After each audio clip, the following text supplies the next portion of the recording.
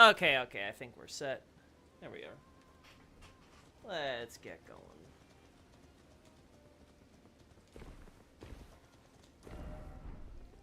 Um,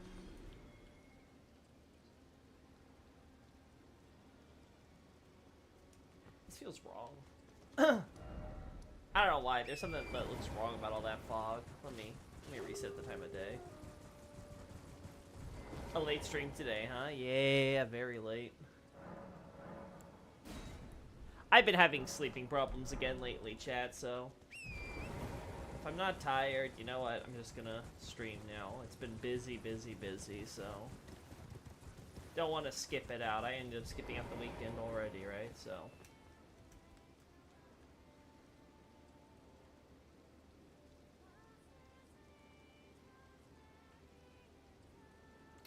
still very foggy.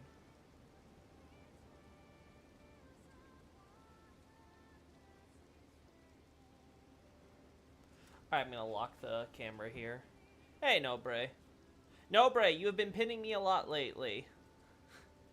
God.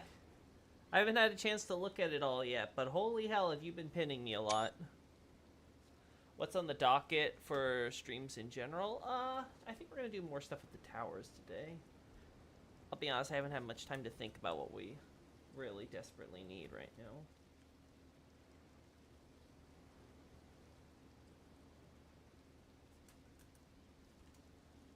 Oh, 1 second, chat.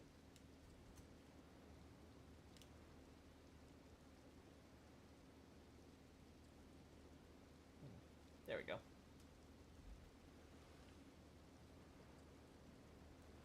He's very passionate about Dark Souls lore. That much is true.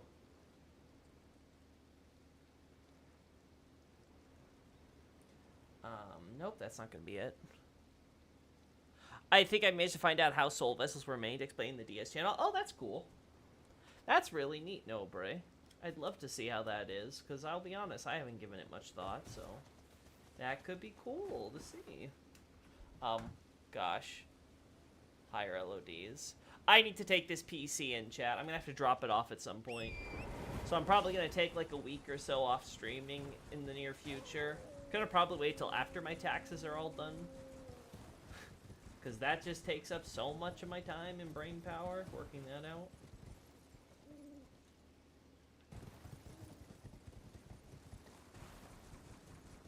As in what you plan to stream? Oh, that I don't have any plans right now. Like I said, my schedule has been so out of whack lately.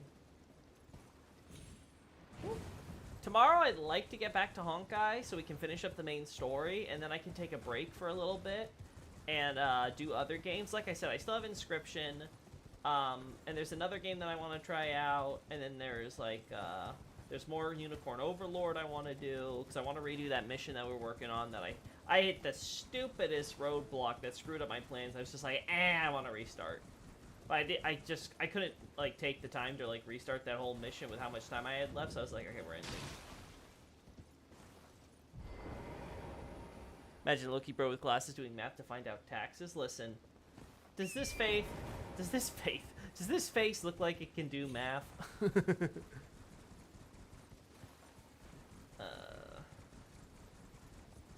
This should be good.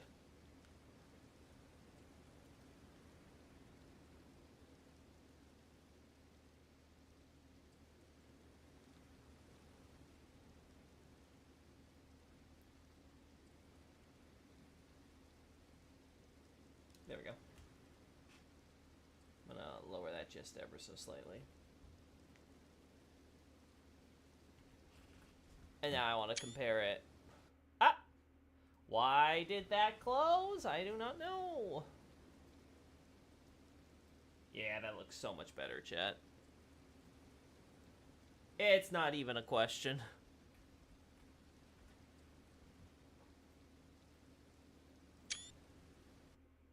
Oh my god, why does it keep minimizing?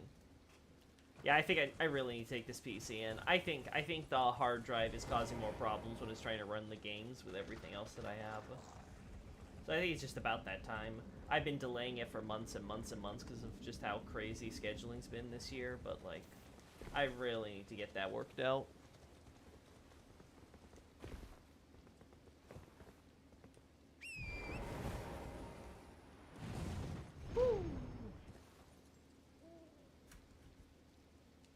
Anything else here that I really want to get at?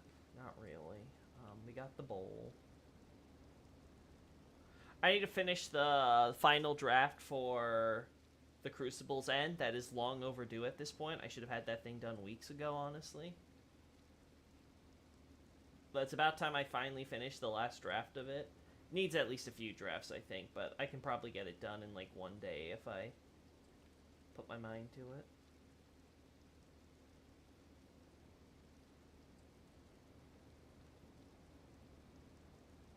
Yeah, there's nothing else I'm seeing here, so... Alright, so that tower we've got covered.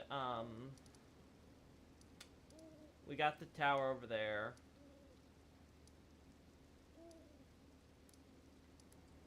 We got the towers over here and here. Do I care about Jarburg? I don't think I do.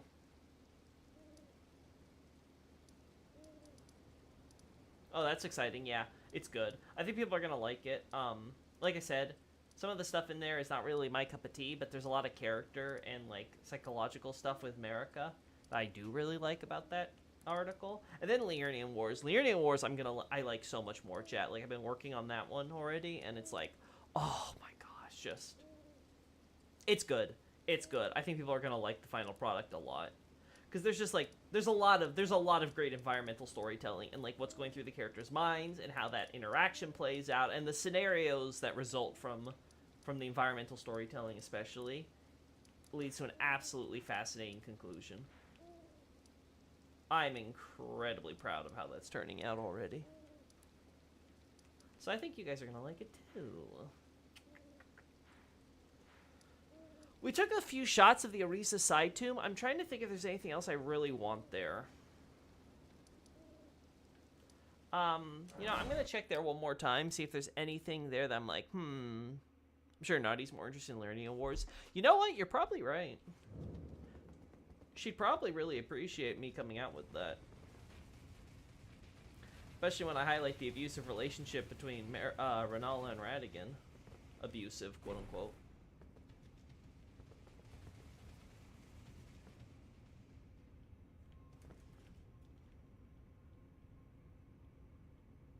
I want to highlight the blue flames. Because I remember you mentioning that last time, Xavier. Okay, yeah, you do not have flames normally, so... That's actually... There we go.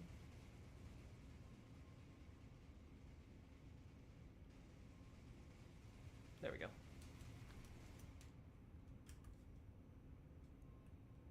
Hey, Pedro. Again, this delay on the screenshots annoys me so much, and I hope that's going to be fixed when I take the computer in. I'm hoping also if I take my computer in, I'm going to have these guys like check out and figure out why the PC would randomly crap out on the Ethernet thing.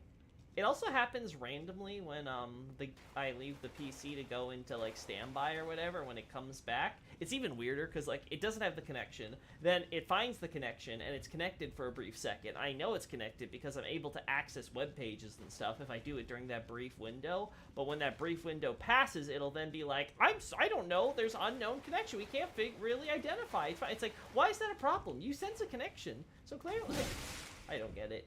I don't get it. Right, so.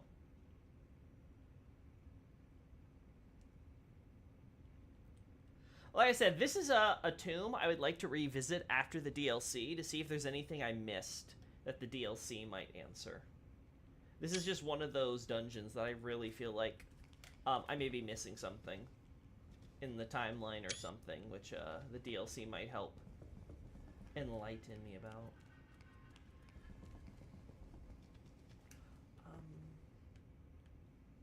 Okay, there we go. Okay, good.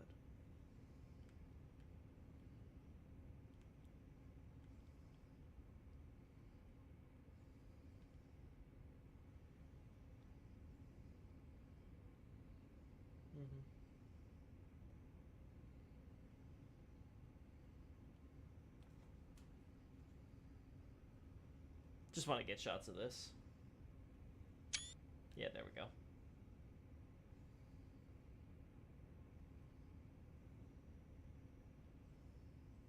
Huh. Cool to know.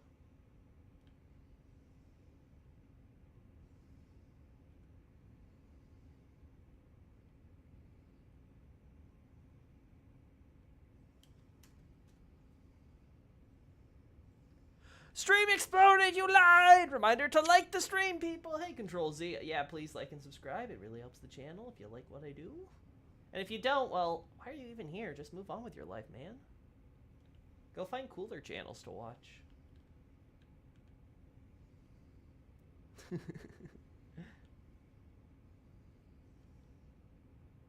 You're just about to ask about the fire? Yeah. That's like the biggest thing for me. We have signs of sorcerers here, which is just... Because here's the thing. It's hard to say sometimes how much a tomb is locked into when it was built, right? Because some of the main indicators we have are like the fires that they use and various things like that. It kind of gives you an idea of, okay, who was involved in the construction, and we can narrow down when exactly these are made, right? We're trying to do the same type of archaeological analysis that we would do if we were applying this to real-life ruins, right? Like, look at some of the traits, the features, and see when those are associated with certain time periods and the like. The problem, of course, is that in this case,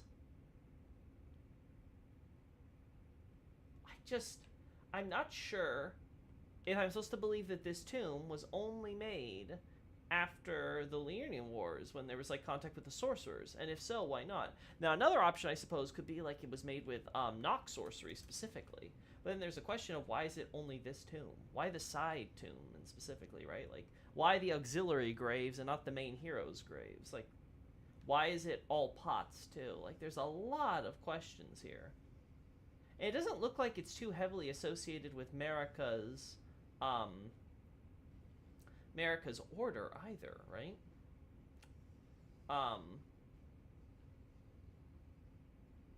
Like, we don't see a lot of the traits in this tomb or something that like we see with the heroes' graves.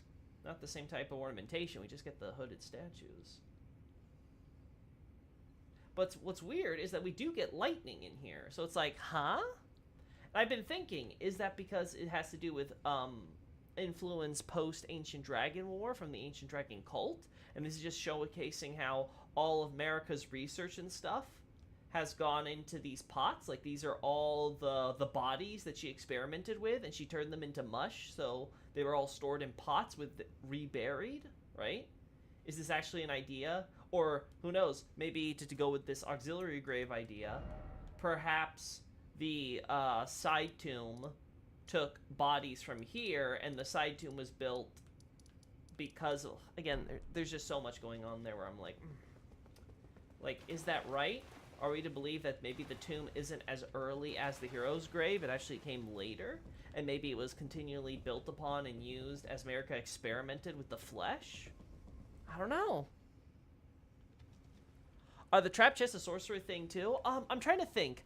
How often do we find trap chests? We find them in the context of the tower that takes you back to the fortified manor, which we can connect back to the banished knights who come from Stormvale, right? So they originally came from the fortified manor, they're banished to Stormvale, then when they free themselves in the Fringe Folk rebellions, they take over the entire southern region of the Lands Between.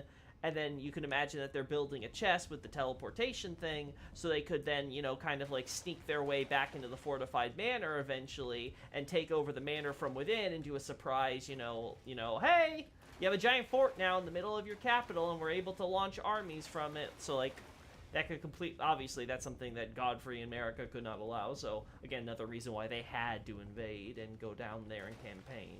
They couldn't just be like, let them take the south. They were obviously going to try to make a comeback to take over their ancestral lands. I think it's at a Godric camp, not sure. Yes, Godric eventually takes over the tower. But the tower was originally Banished Knights owned. Yeah, there's also one at Agheel Lake. There's also the one that takes you to the mine. Now, the crystal mine is associated with sorcerers, but the camp and the town there is not.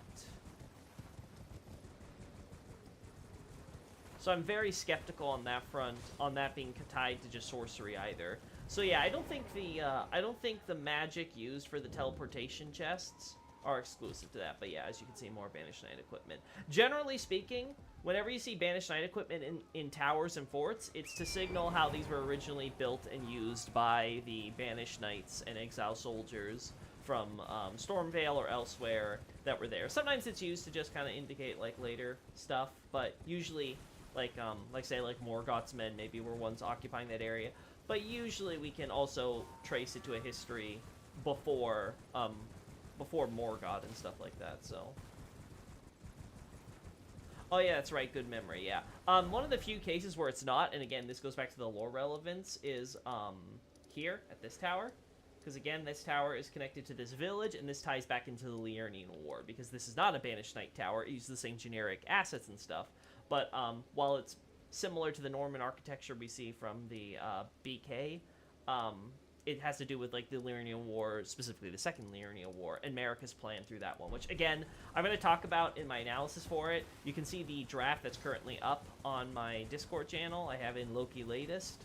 I highly recommend reading that because, again, I think already it's a really fascinating piece, and it's not even complete yet.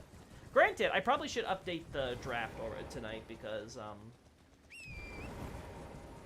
I don't remember when was the last time I updated. I know I've done some writing since the last time. So at the very least, even if it's not too much, it's worth just having you guys read the latest version I've got going. I'm cooking up.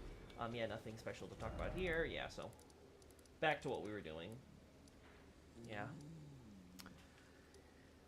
The more I'm thinking about the side tomb, the more I'm convincing myself that I'm right, and it actually does. That we shouldn't date it as early as the hero's grave, that it's actually a later creation, and it's just an attempt at Marika to rebury the heroes that she might have been experimenting. Ooh, you know what? That could also tie into, now that I've mentioned that, that could tie into the use of the corpses for fundamentalism with the gargoyles later on, too. Yeah.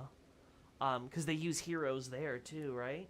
So take the heroes from the hero's grave, and, like, Marika's experimenting on them from Liurnian Wars through Ancient Dragon Wars all the way up until she marries Radagon, and then the experiments culminate in the creation of the gargoyles. Yeah, you know, that actually could work out.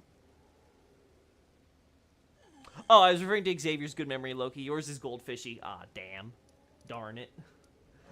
Well, shit. Fun fact, that chest is unique. It's the same model as the Erdtree chest, but without the engraving, so it looks more plain. Oh, that's cool. I wonder if it's like an earlier model they never bothered replacing or something.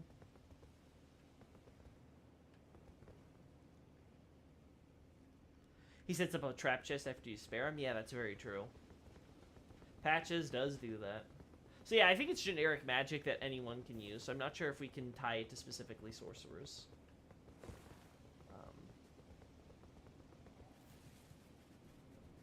Trying to think if there's anything here besides Grand Sex that's relevant here. You have Grand Sex, you obviously have the Ash and stuff, but again, the Ash we can tie to a later point in history.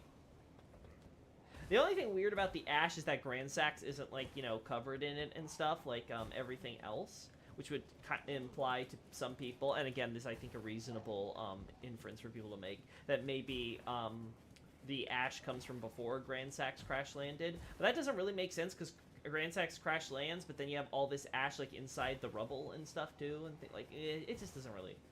Again, I think we just kind of have to accept that they plopped down Grand Sex's model without considering how realistic the whole ash situation would be with that. I think that's how we're supposed to interpret it. Are the attacks the gargoyles use important to lore? The one that we can get as a skill from another area is, if I recall correctly, I remember the description having something notable, or where we found it in conjunction with the description was notable. But other than that, not really. At least not that I've seen. Again, chat, I common Azure all these bosses, so it's quite possible they have moves and stuff that I am not familiar with. But at least from what I remember from the boss fights. Could it be his scales eroding, covering the city? Might be a stretch, though. Yeah, I think that's a stretch, because it's far too far-reaching. Also, we have evidence of straight-up burning that was never cleaned up over in the Pagan Quarter over here. So it's very clear that there is a burning. Now, I've said it before. I think it has to do with stuff like... It has to do with the Tarnished and Morgoth's turning against them. Because, again, Tarnished were, in fact, in Leyndell. They were operating out of the Fortified Banner for a time. But obviously, that's changed. The Two Fingers had to create the Round Table Hold. that little separate dimension and all that. And everything. Also, the ash is so inconsistent, right? Like, where it is and stuff. Again, I don't think we should be paying too much attention to where the ash is. Just get the general idea of it. You know, it blankets pretty much everywhere, everything, right? But I'm pretty sure the idea is supposed to be that when Vike or, what's-his-face, you know, the other guy who now works for Rykard, you know, when they're, like, doing the whole attempting to burn the Erd Tree with either the Frenzy Flame or the Giant's Flame or whatever, there was probably a burning incident that caused all this ash the first time, and then obviously we used the giant flames to cause another burning incident, and there's no Morgott taking out Tarnish this time, so... Again, I think that's what happened.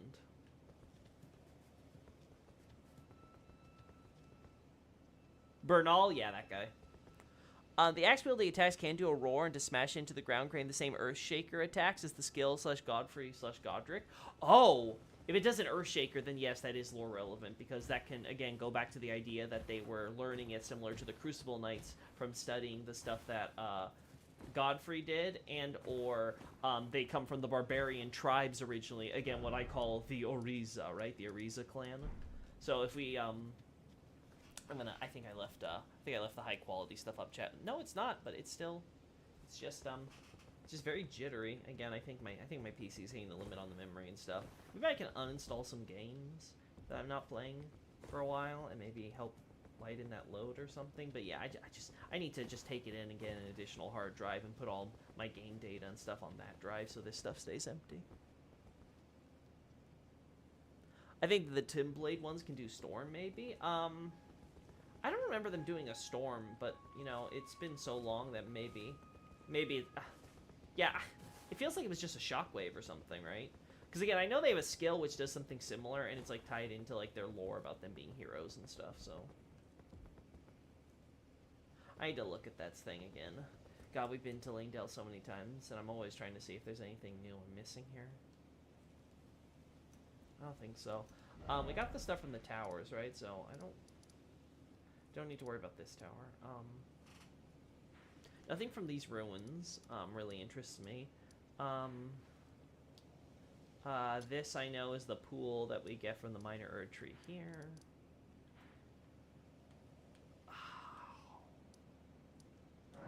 Where's the corpse that we find the gravity fan? Because I've thought over whether or not that's connected to the Sun Capital. Because of the gravity magic that Ensha uses. Right, of course. I've been seriously thinking about that, and it's just... I'm still not sure whether or not I feel confident about that hypothesis.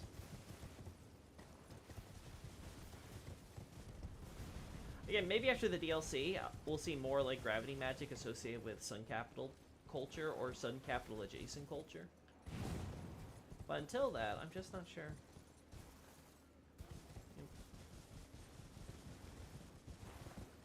This we don't care about. Let's quickly go in here. Yeah, I think we got all the relevant stuff here, but just in case. Don't worry, Loki. Knowing you, you're missing all the lore.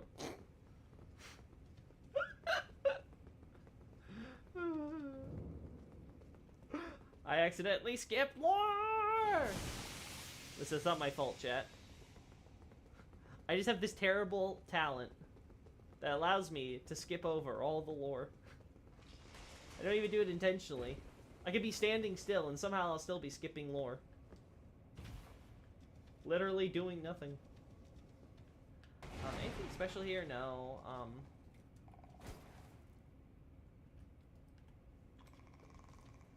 Actually, do we have these fancy designs in other heroes' graves?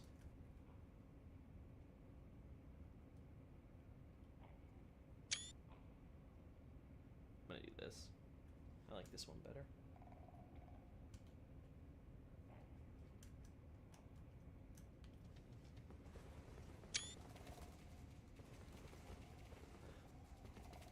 The Boar Rider guy could be a Sun Capital guy, maybe.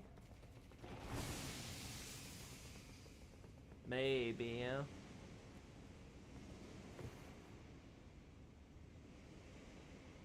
Who's Oriza, by the way? The Oriza is the term that I use to refer to Godfrey's clan because, well, that's what they call them here. But yeah, basically whatever, you know, whether, you know, I know some like Night Scout have postulated the idea of maybe it was the Lu clan based on it being Hora Lu, right? But the basic idea is that Godfrey's barbarian tribe would be who are buried here as the Oriza. So, again, this is to be consistent with stuff like how we have the Zamor living in Zamor, or I refer to the people living at the Lascar village here, or village, quote-unquote, as the Lascar, you know. I try to stick to the names they actually give you because we have nothing else to go off in terms of what these people groups would call themselves, so what's good for the goose. Yeah, this is all typical stuff. This is the same copy-paste that we see elsewhere. Huh. I like the general decoration assets in the catacombs a while ago, but I only remember the pots and the cubbies at the side catacombs. Oh, okay, that makes sense. Yeah. Glad to clarify there. Yeah, so whenever I'm referring to the Oriza, again, you can read the full stuff in my Altus Unification War analysis. Again, that thesis is a very good coverage of my thoughts on Godfrey and Marika's early days. Yeah. Okay, this stuff is pretty plain, so... no, I shouldn't say that. This is here. Yeah. But yeah, so I associate this as Godfrey's tribe, right? And then after these heroes from that age were dead and buried, and Leyndell was being built as the capital post-conquest, then you have the Leyndell catacombs being built up for everybody else. I had the side tombs mentioned in the Unification War as well, but like I said, I've gone over today. I might want to delete that and move its date upward, because maybe I'm being too liberal by saying, well, it also has Oriza in there. But like I said, if we think about the gargoyles and like what Xavier said, if the gargoyles, which are clearly creations of, they're clearly creations during Radagon's era. That's very evident. They are 100% consistent with Radagon's modus operandi. At the very least, they're made during the research period leading up to Radagon's reign. So again, during this period between the end of the Crucible up until Radagon marries Marika, and the brief period afterwards before fundamentalism gets formally codified. At the very least, the gargoyles would have to be made during that period. But again, I don't think we would see them until probably the Radagon era, specifically. Are the names the same in JP for Oriza, Lascar, etc.? There are differences. Like, for example, the Lascar, I'm not sure if the Y would necessarily be accurate there. It's more like Lasca, or Lasca, would be the way to put it. So, it's kind of similar to saying Alaska, right? So just take off the A in Alaska, and that'd be a little bit closer, right? So it'd be Lasca, or Lascar. Again, I don't know if that, because we don't know how many of these names come from Marden or not. I'm personally doubtful. I'm not sure if Marden used a lot of place or people names outside of maybe the demigods and like Godfrey and stuff in Marika. I'm starting to think that, looking at just like some of the Japaneseisms in the script. But again, I can't say for certain, so just to play it safe, it could be that Marden was inspired by Alaska and was like, hey, it's cold in Alaska. These people came from the mountaintops, which are cold and snowy, so we'll just call them that. I don't know. Maybe, maybe not. Maybe it's a reference to something else entirely. Hey, Screech123. I don't recall you being in the chat before. If you're new, welcome on in. If not, sorry, I have a goldfish memory, as I've been so duly reminded. Hi, Loki. I was kind of dumb today and took the wrong keys in and out of my apartment unit. Raijin? Raijin? How the hell do you do that? Please explain to me and tell me that you're safe. Are you back in your apartment unit now? Did someone come around and like fix that issue for you? Were they able to open your door? Did you get a locksmith? Because that's not a good problem to have, especially after you said your other account got hacked. So like, goodness me. It's not been a good week for you, has it? Is the Glowmite Queen Velka? Yes, obviously. Glowmite Queen is Velka. Velka is love, Velka is life, Velka is everything. But no. I am staunchly in the camp that Glow Queen is just Melina. Like I said, I was willing to entertain the other options until you guys showed me the Frenzy ending, and then I was like, okay, Miyazaki, you are being so freaking obvious about it. Like, it's like not even you trying to change things up. All right. Nah, I already have a shot of this, so. Nardi was bringing up the idea of maybe these trolls in the valley coming from the camp, but I don't think so. One, I don't think they're close enough. Based on the oh god, why is this happening?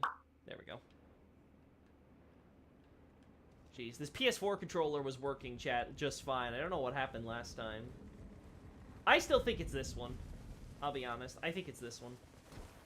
Now, it's really hard for me to prove because, one, it's not facing the same way as the trolls, right? This is where the back end would be with the chest. Wait, what the? Oh, another golden sunflower.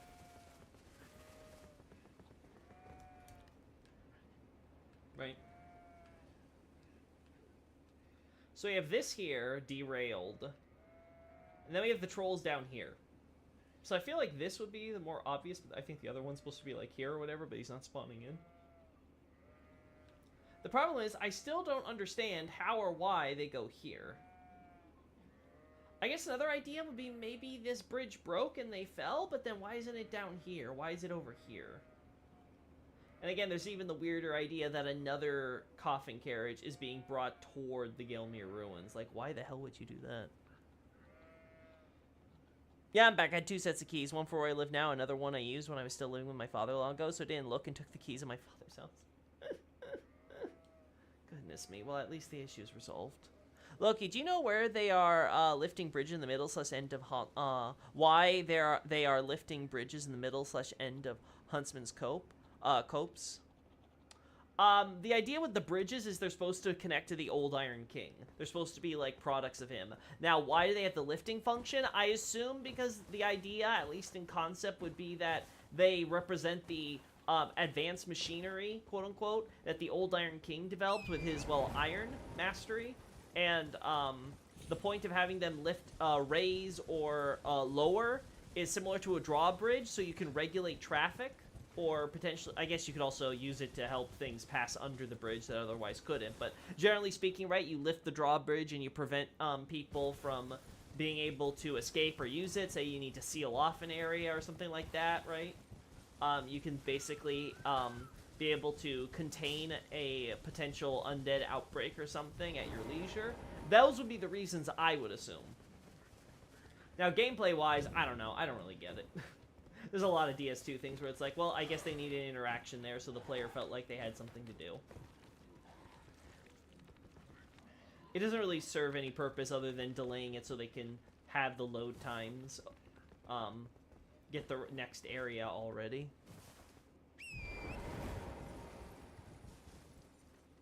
No way! Loki Dark Souls 2? He finally evolved! What do you mean Loki Dark Souls 2? Why have I evolved with Dark Souls 2? Oh, Loki, do you have it noted that there's tarnished sunflowers near the Lakeside Crystal Cave? Lakeside Crystal Cave. Which one is that? No, I do not. Where are they, Xavier? Can you tell me? Dark Souls 2 is a mixed bag. It's very experimental, which ultimately didn't help it. Yeah, for sure. As much... Now, I don't want this to be me spitting on Dark Souls 2's corpse. It's already pretty soggy.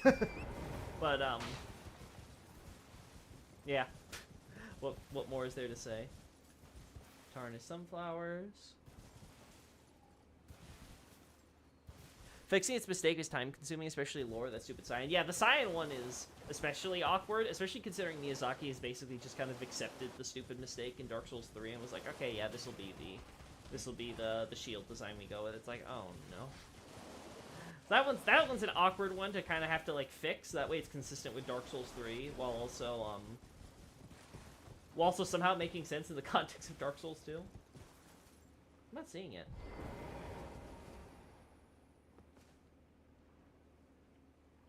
It's between the Lascar ruins and the cave. Good to know. Okay, so I'm gonna check around here then.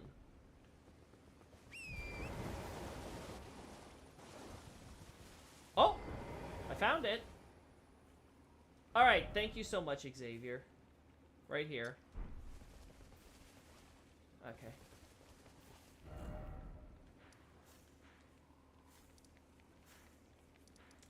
Alright, so that's a little farther south than originally. So again, before the line was here. We can't really say it's minor Erdtree related either.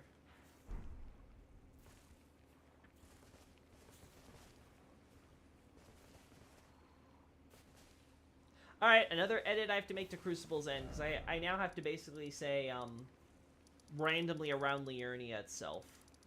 Right. It still doesn't apply to Limgrave, but yeah, it's definitely now, it's pretty clear. They put it, like, anywhere around Liurnia. There's no specific, region that they're limiting it to on the upper half or not. Thank you so much, Xavier. As always, I can count on you for the flower lore. Oh, whoopsie, that's not what I wanted to hit. Whoopsie. Oh, this is a different group, actually? Oh my god, are you serious, Xavier? Okay, well. I gotta find more, then. I took the mistake out of my Dark Souls 3 lore overall mod, added stuff regarding the old ones, explained the Fire Linking Legend stuff, adding a nod to Eerie being Lothrok's season for founding. Oh, that's cool. It's very cool, the stuff you've been doing, Nobre, truly. Thank you for being one of our good modders. You found a different group. Okay. Alright, so this island has some, and you're saying there's more this way by the rock?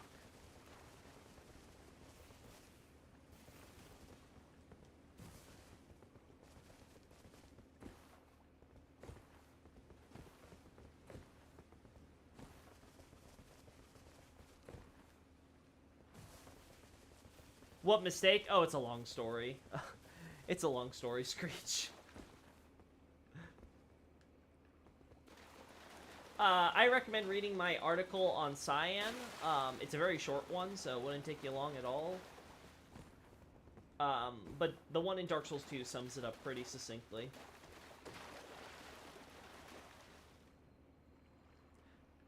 Developmental hell. Yeah, okay, if we're gonna be talking, if we're gonna go that deep, Nobre, then I would just say Dark Souls 2 itself was a mistake.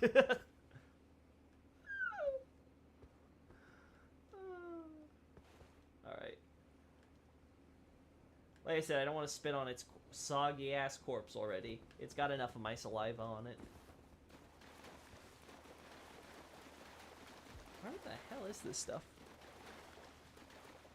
Where would I find said article? Check the link in this YouTube video. You'll find a, you'll be able to go straight to my website. If you want, head to the guide page or the... Oh, is this... No, this is the same island. Okay, no, so this is not what we were looking for. Okay, let me take the shot, though, so I have it on record.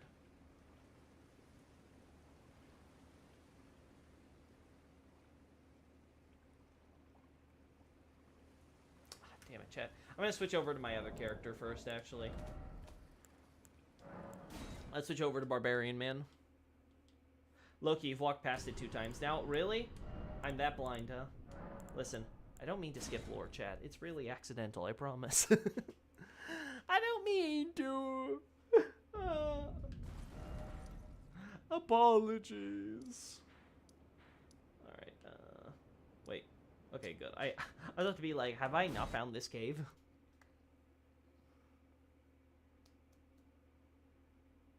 Gosh darn you. Alright. Ready to go here now. Alright, please. Please, make my life simpler. Please, make my life simpler. Oh my god, it's raining. Okay. I'm gonna find this in the meantime.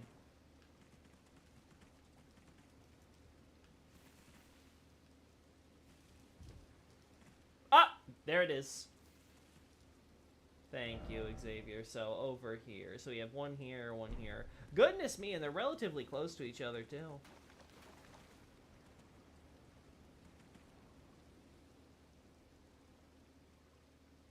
The way I view Dark Souls series, Dark Souls 1 was good, so everything demanded another. They made Dark Souls 2, but made too many 6, so they had to make Dark Souls 3 as a redeal. Yeah, that's, I think, pretty accurate. What happened was very simple. Dark Souls 1 was never designed to have sequels. It's pretty much a complete game. If you read my book, Abyssal Archive, you will find that the narrative is pretty complete. Yeah, there's a few, like, loose ends or hanging threads for the potential if they were ever to do a sequel, but it's really not needed. Like, the story is fine if it just stopped there.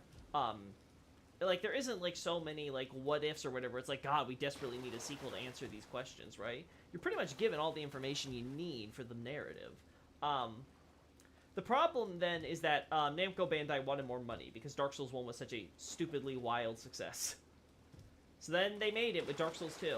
But the problem is Miyazaki was already working with Sony to do Bloodborne. So they had to have the B team work on Dark Souls 2. And there have been so many people that are trying to be like, no, it wasn't the B team. It was actually good. It's like, listen, you can go through the credits. The people who worked on this game are mostly people who did not make Dark Souls 1. Most of that staff, those big key players, went to Bloodborne. And that's fine, but we just have to acknowledge that, yes, it is quote-unquote the B team. And they came out with a incredibly divisive product. Probably the most divisive game that FromSoft has come out with since Miyazaki joined the company. But yeah, then Miyazaki was done with Bloodborne, he came back, and because of the terrible reception that Dark Souls 2 got, Miyazaki was, of course, felt probably incumbent upon himself to finish off the series on a high note with Dark Souls 3. Now, of course, Namco Bandai still wanted the potential for more sequels in the future, so they wouldn't let Miyazaki just make a 100% definitive ending to the series, so he had to change things up a little during mid-development, similar with Dark Souls 2, though for different reasons. So it's one of those things where, like, Dark Souls 2 is truly a series where the message of the sequels is, please, let the series just die. And I think it's for the better, because the more Miyazaki and FromSoft are allowed to make new IPs, or sequels to their other IPs that are more conducive to it, like Armored Core, which, let's be honest, Armored Core, sequels in Armored Core are basically just reboots. It's basically, like, you could call all the Armored Core sequels by different, like, franchise names. It would be the same thing. Their worlds and stories and settings are so wildly different from each other. Outside of the reuse of some terminology and stuff, they basically have zero connection to each other. So, like, it's not crazy.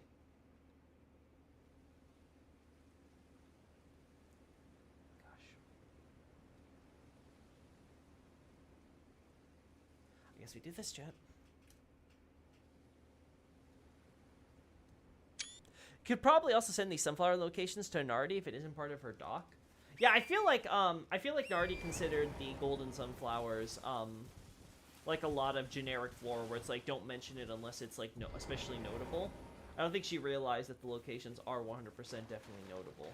But I don't mind her not including it in her doc because, again, we have it all documented anyway, so at least for my usage. But yeah, if she wants to include them in her file, the specific locations, I am more than happy to send her my images and stuff, or even mark the map for her on where they are, so she can just kind of edit those in.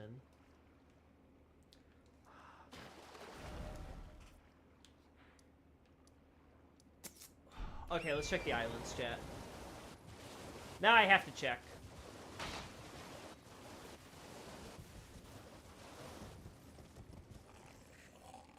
Yeah, not here.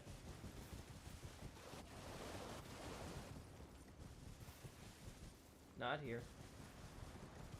To Dark Souls 2 credit, it really clarified the undead curse in some aspects of the dark, which, while not needed clarification, really did help understand the world. I suppose, but again, I have huge problems with the idea that the best contribution a game has is just rehashing the same lore. Imagine someone saying that about Dark Souls 3. Like, oh, well, I'm really glad that Dark Souls 3 was able to repeat all the stuff from Dark Souls 1, but with some more explicit information. It's like, okay, yeah, sure, it's cool to get the added confirmation, but is that really what we want out of a sequel? The best stuff should be the new stuff. Unfortunately for Dark Souls 2. The worst stuff is the new stuff.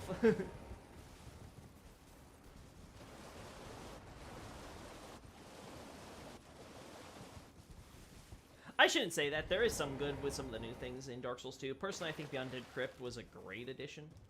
But again, don't let my bias against Dark Souls 2 stop me from being objective.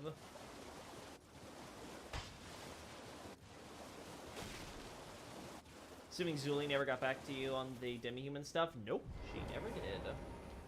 I remember getting shots of you while it was raining.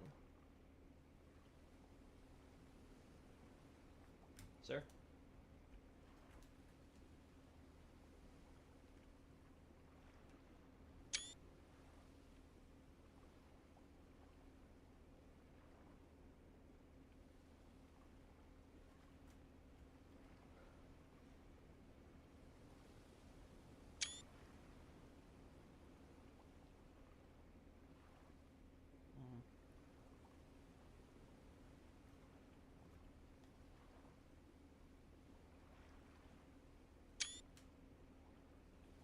Just gonna get these shots here in case I need them in the future.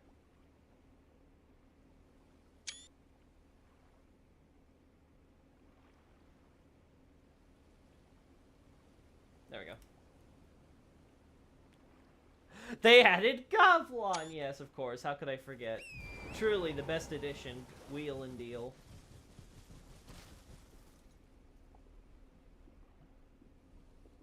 Is there any axe-wielding gargoyles on this save to check the attacks?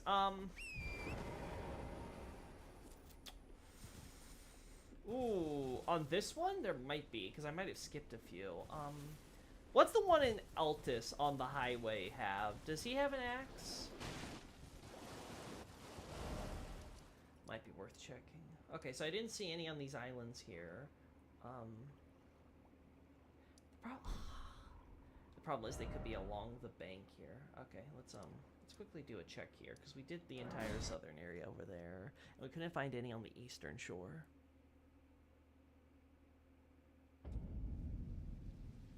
No, the best addition is the summon NPC that looked like a ninja with a bandana. More respect to Bash Foray. Yeah, I haven't decided whether or not I'm going to include the stuff on my website or if I'm going to save that for, like, a book version of my Dark Souls 2 content. I'm still trying to figure out how I want to do that, if I want to, like, truly finish the full analysis and post it on the website, or if I want to at least save some stuff for you guys who are shelling out for the book. I want to give at least some of you guys something to brag about.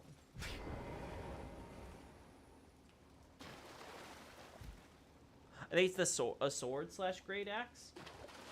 Yeah, that's that might not be the one we want.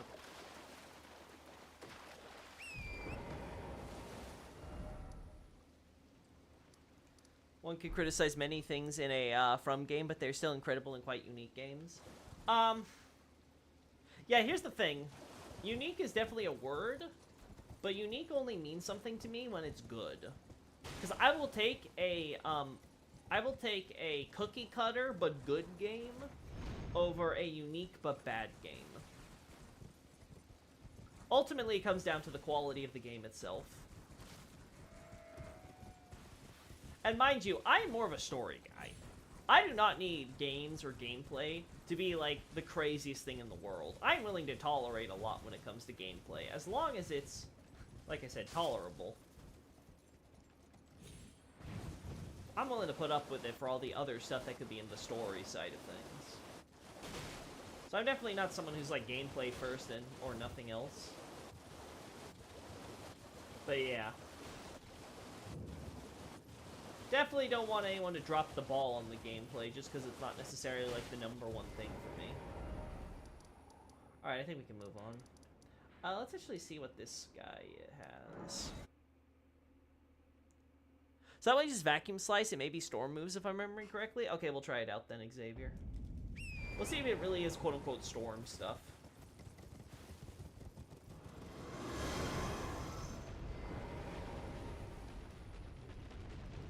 Alright.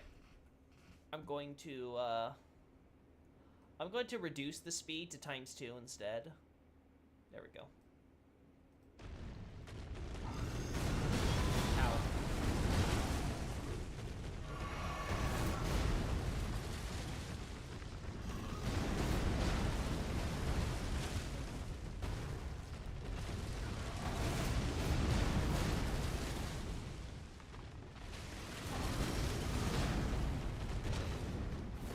Okay.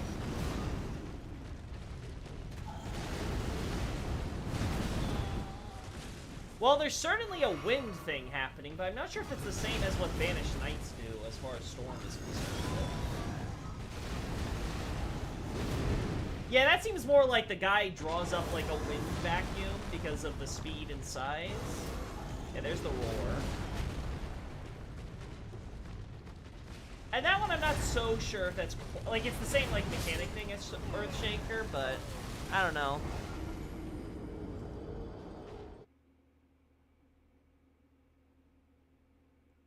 Oh, no, that is an axe. Okay, so that's exactly what you wanted.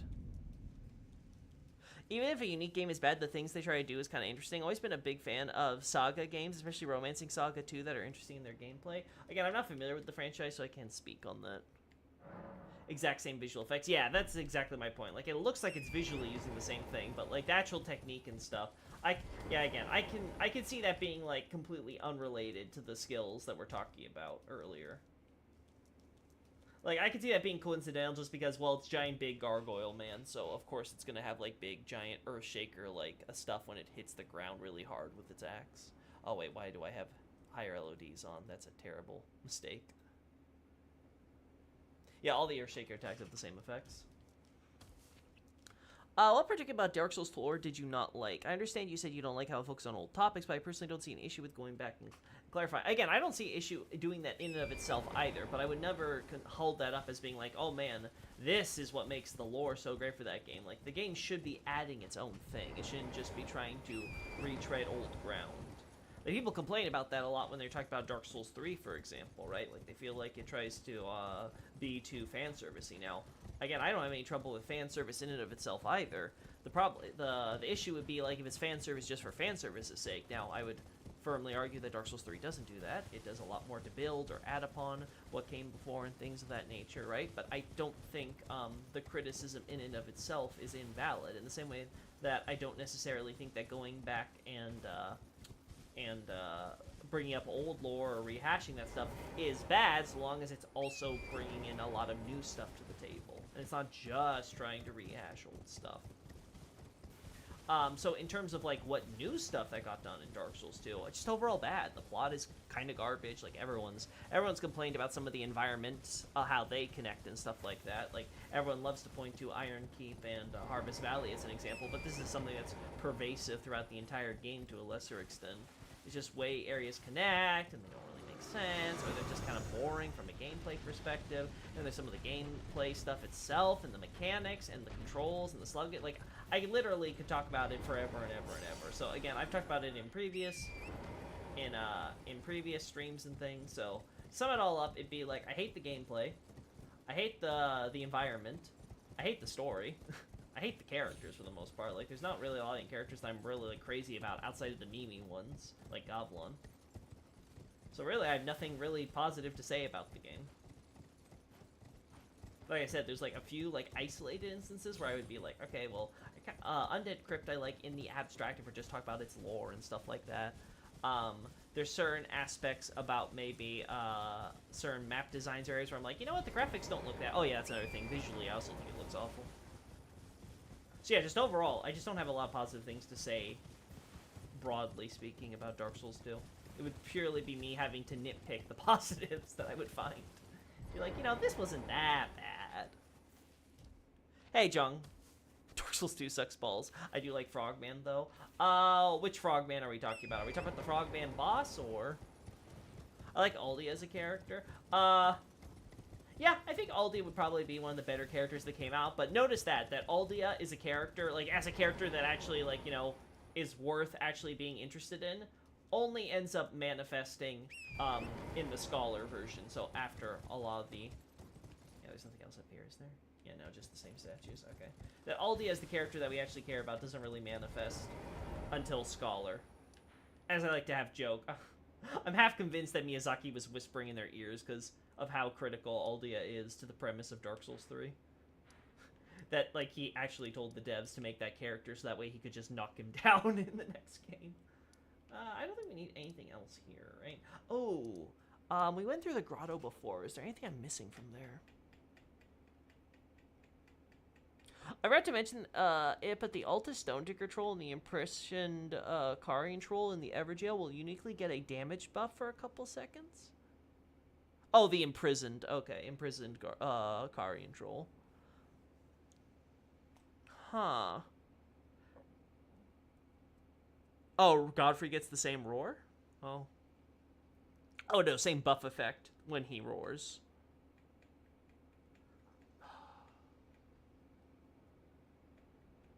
I mean, the best I could think of is that ties into the whole troll thing with how they have roars and stuff that ties them back to giants, and that Godfrey also has that more barbaric animalistic roar thing as like a big strong man.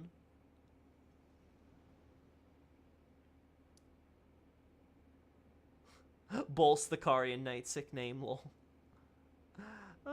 Yeah, I get it's like Book B only explaining Book A in more detail, but brings nothing special to the overall series, and where it does contribute, it's small and really needs Book A just why it existed. Yeah, like one problem that Dark Souls 2 has, and this is something I've talked about previously, is that Dark Souls 2 rid itself into a corner where it's so irrelevant to so much, and this is by design. It essentially wanted to be a soft reboot of Dark Souls, right? It couldn't really figure out whether it wanted to like fully disconnect itself from the Dark Souls franchise. It was like, no, we still need to do the Link of Fire and all that because that's critical to Dark Souls identity. Now, I've always had issue with this. I think Miyazaki made the same mistake with Dark Souls 3. I think the idea that tying the Dark Souls franchise to the Link of Fire thing is the worst thing they could do. Because yes, while it is an important question, it's not the only question, nor is it the only thing that is worth exploring in the games. The games themselves could stand on their own. As I said before, set a game in Astora during the and make it more of a Yharnam type game where it's very smaller in scope, but it explores a lot of details of specific areas and regions and geographies and stuff.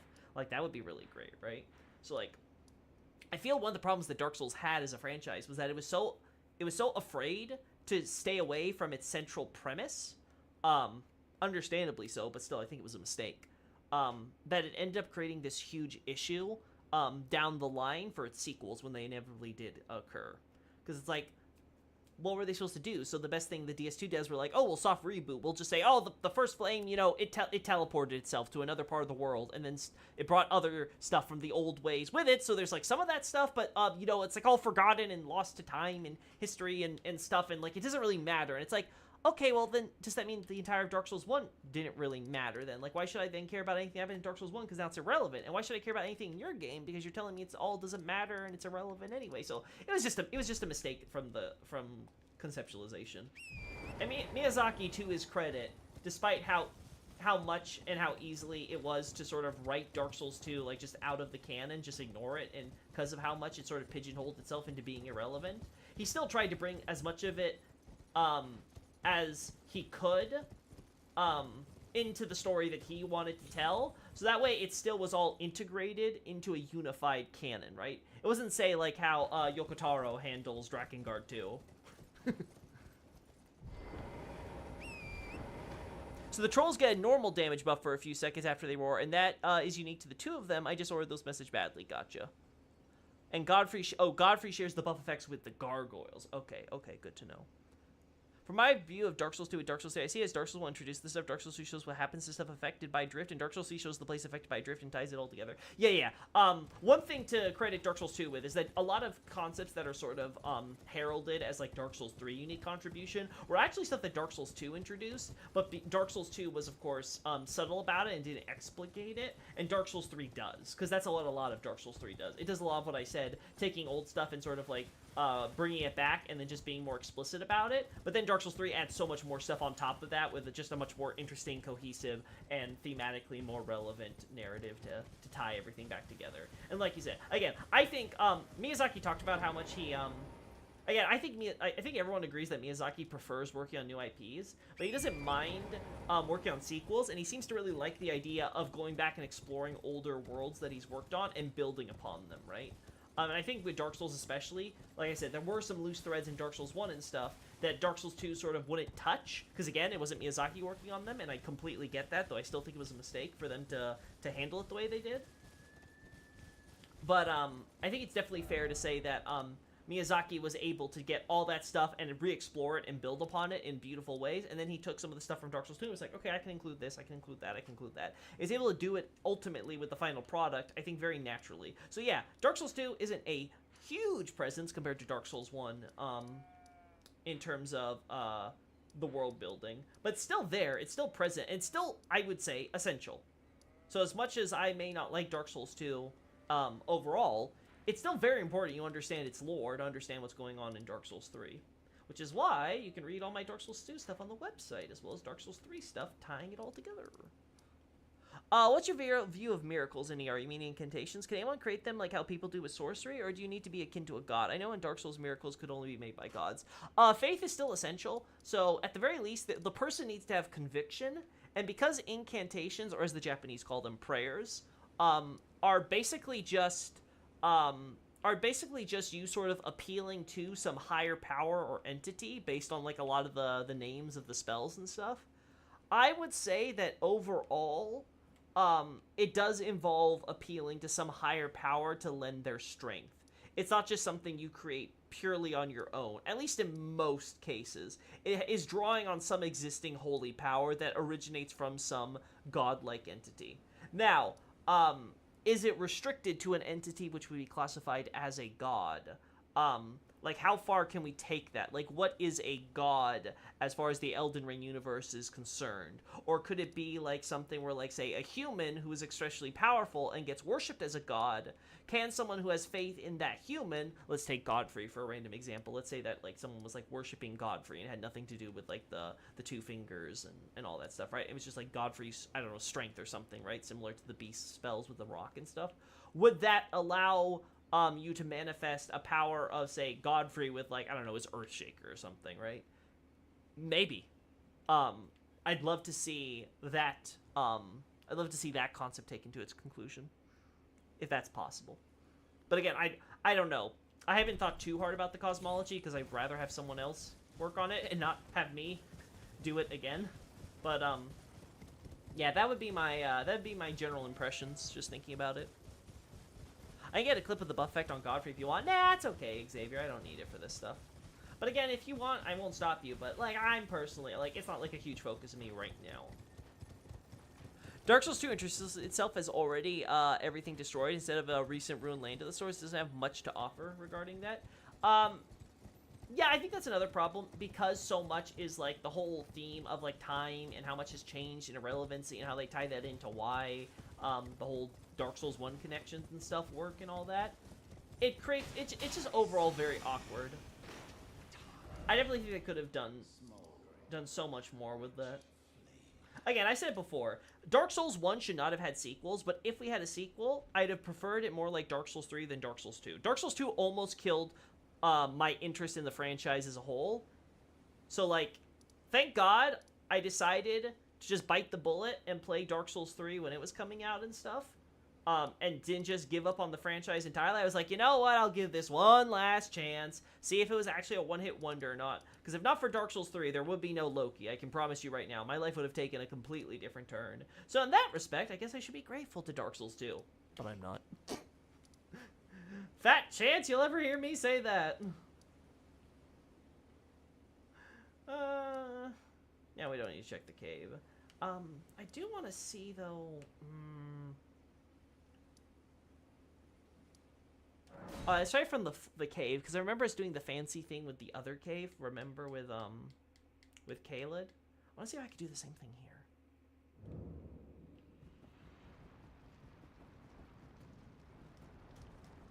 No, damn.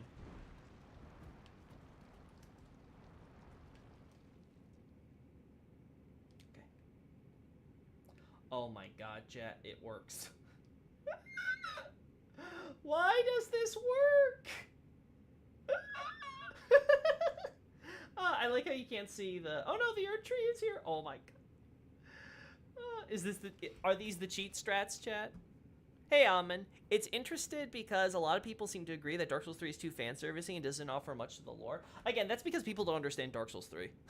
That's honestly the reason. And here's the thing. I understand why they don't understand Dark Souls 3. Because you have to understand Dark Souls 1 and Dark Souls 2. And they don't understand Dark Souls 1 and Dark Souls 2. So all the stuff that they see in Dark Souls 3, they recognize that it has some connection to Dark Souls 1. But they don't understand the substance behind the fan service. So they just think it's the fan service by itself. So I completely get it. I get why that happened. It doesn't change the fact that people are wrong when they're like, ah, well, it's just fan service. It's like, no, it's not. There's so much important substance and content and story and world building there. And again, I go over it in my Dark Souls 3 article, so I would hope that someone who checks those out might gain a renewed appreciation for 3. But yeah, it's one of those things where it's very sad because, again, the games are very much cumulative.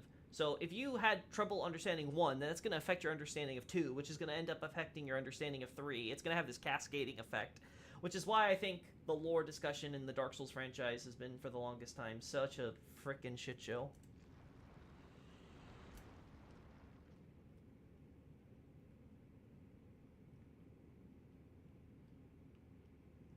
Alright, I think this is good, chat. I think this is fair.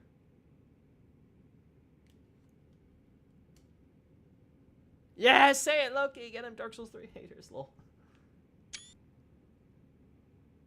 By the way, why nobles were exiled from the capital? Kind of ironic seeing them working as slaves or similar by scavenging. Some of them are exiled from the capital because they were, like, with Godric and stuff, right? So some of it has to do with the factions they serve. So they go with the people in charge of their factions because, obviously, one faction controls the capital, so obviously the other factions, well, are not going to be stick around because they will be probably branded as traitors and killed, right? But as to the scavenging, they're scavenging for power. So they're going through ruins or typically graveyards or things like old graveyards, and they're trying to find ways to... Isn't there a warp gate or something around here, chat? Am I crazy? Am I forgetting a gate that's usually here? Also, chat, I just realized, where the hell is the music? Oh my god, chat, I hate myself. Scarborough Fair was supposed to be playing in the background this whole time. I feel like a moron. Forgive me, mea culpa. Gomennasai.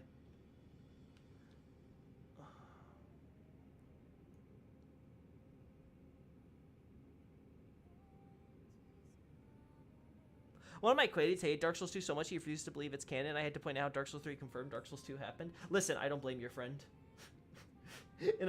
in a more just world, I would say that Dark Souls 2 isn't canon either. But it is. Again, as I say, don't let my bias get in the way of my objectivity. It very much is canon. It's very much important to the lore. And you know what? I think people have said this before, and I really do appreciate them for saying this, because I think it helps make the view that despite the fact that I have my flagrant... flagrant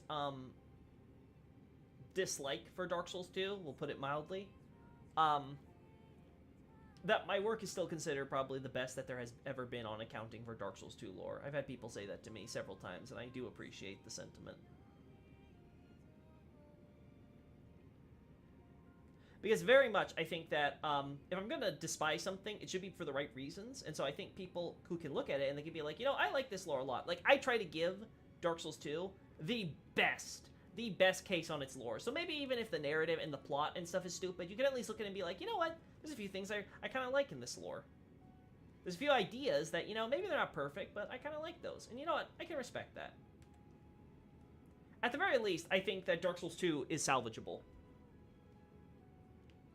You definitely it could have gone through a few more drafts and could work. And I think Nobre's doing a good job trying to make Dark Souls 2, for what it is, a lot better.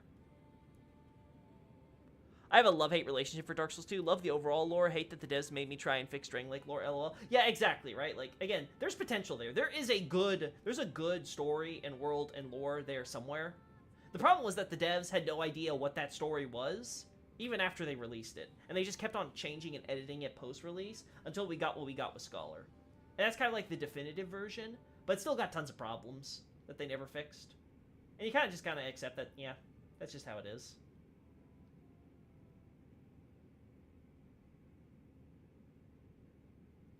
Just kind of accept that that's like how it goes. Do I have... Yeah, I have higher LODs on here. Loki, I'm sorry for making the stream a DS2 stream. Yeah, like I said, I will never shut up about DS2 if you get me started, which is why I try to avoid it.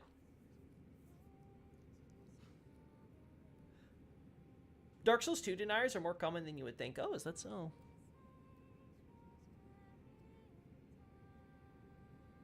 I think Miyazaki likes new IPs because they can rewrite the story multiple times during development. I don't think so, because there were a lot of rewrites and stuff that were happening during Dark Souls 3 and Dark Souls 2 already. So I don't think that's a specific problem.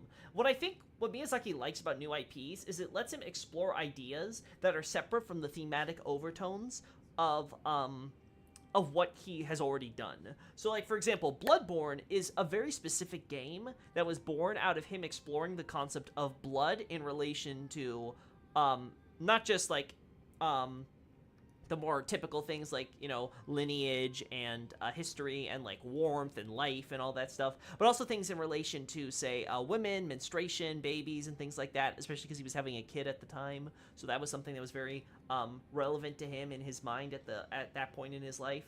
And you sort of combine that with... Actually, I really like this shot, chat. But you combine that with... like, just the general premise of, like, everything was about him, like, just thinking about blood and wanting to explore the idea of blood. You can see that in the cosmology of Bloodborne itself, where literally everything is born from blood. Like, the whole premise of Bloodborne is, in fact, that the cosmology revolves around blood as, like, the primal element of the universe. And once you understand that, you can kind of see in all of Miyazaki's games, again, this goes back to why Miyazaki feels the need to have his Dark Souls games revolve around the linking of the fire. Despite everything. Like, he creates all these interesting and fascinating worlds that revolve around this concept, but then he can't imagine unmooring them from that central concept. And I think that's why he likes the new IPs, because it lets him be able to now explore a new central concept for him to revolve things around. And I think that's just the nature of how he thinks. Again, I would be perfectly happy with more Souls games if they were more, smaller in scope and focused. Had nothing to do with the linking of the fire and all that stuff. Didn't even necessarily need to be about the undead, though I think you can have them. Just take us at different points in the timeline and take us to other countries, other places, and build upon the existing world and story and lores you have here, and just keep adding to it, right? Again, other franchises like Star Wars, you know, Star Trek, Dune, etc., like, there's tons of really expansive worlds, especially in the sci-fi genre and fantasy. Again, Lord of the Rings and stuff like that, right? That they don't need to be tied to their central thematic premise of why they exist. The worlds themselves are fascinating enough on their own that people are willing to see more stories in that world, even with different characters that aren't, like, say, the main protagonist of the original work. So I definitely think that is one hang-up that Miyazaki has, that he really should rectify, in my opinion.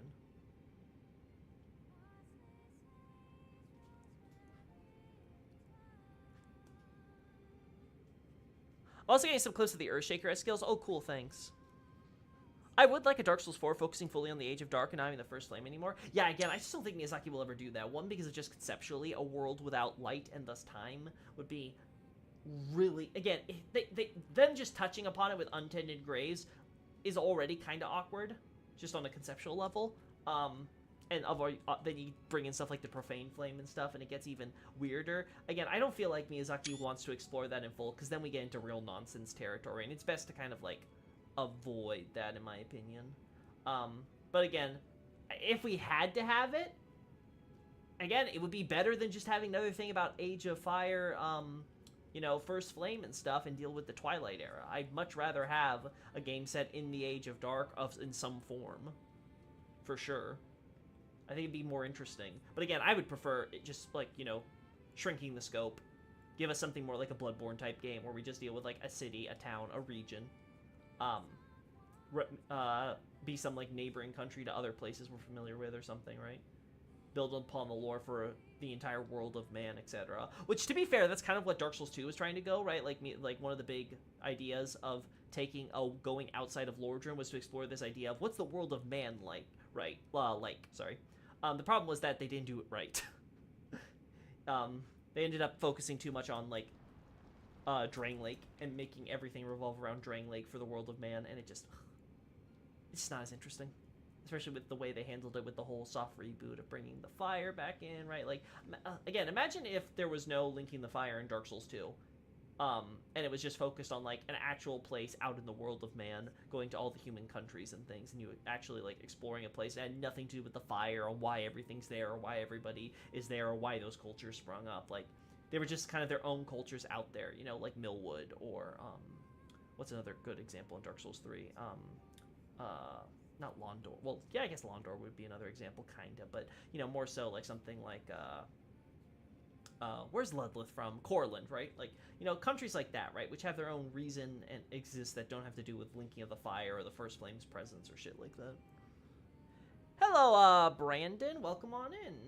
I don't recognize you either. If you've been here before, apologies, but please get comfy in the chat. Good to have you. I don't think a Dark Souls sequel is not good, but exploring other places at different times in the universe. Again, like I said before, I don't think Dark Souls ever needed sequels, but if we have to have sequels, I prefer they be more in the vein of Dark Souls 3, just as far as like gameplay and narrative style. But again, I would want to completely eject ourselves from the core narrative premise of Linking the Fire or not Linking the Fire. Again, I think, especially after Dark Souls 3, it has been done to death. So if Miyazaki ever returns to the franchise, please, for the love of God, avoid that thematic premise like the plague. Imagine DS4 where we hunt down the Lord of Hollows for the first flame he holds, and in in-game we can decide what to do with it. Oh, please, no, Bray. No more flame. Flame. Oh, flame. Begone you.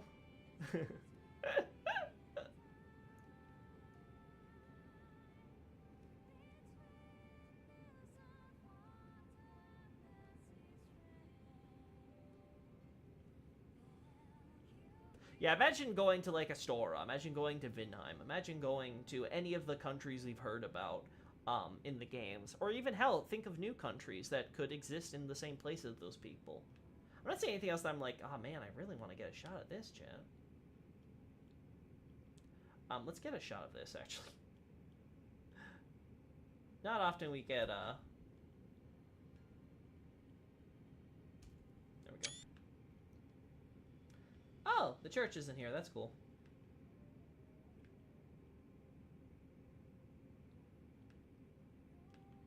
Wait. Huh. Has the roots of this tree all the way over here, huh, chat?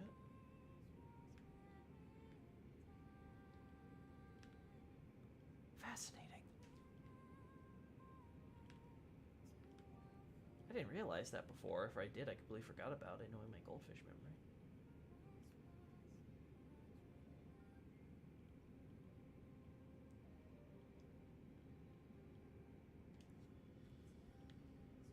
There we go. Thank God we have Scarborough Fair here. Now that I noticed it was missing, I feel so much more soothing to have this in the background, guys. Oh, I completely forgot that there was a graveyard thing here. That's cool.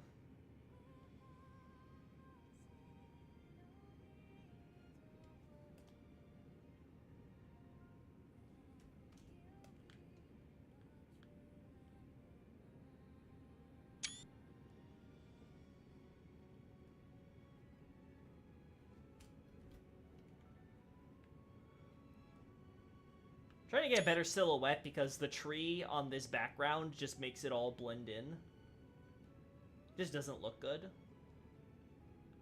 The problem is we don't really have enough space to get a better angle, and I hate that.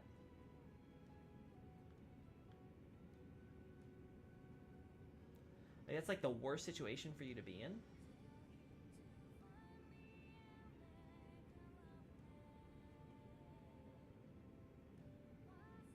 There we go. It's at least something. Elden Ring DLC, Return to the First Flame. That's why fire is taboo. It's not Mesmer. ER is the Age of Dark. No! Mesmer's flame is the first flame. Oh god, no. It's all connected. I can hear it now. See? Demon Souls, Dark Souls, Bloodborne. It's all one universe. Actually.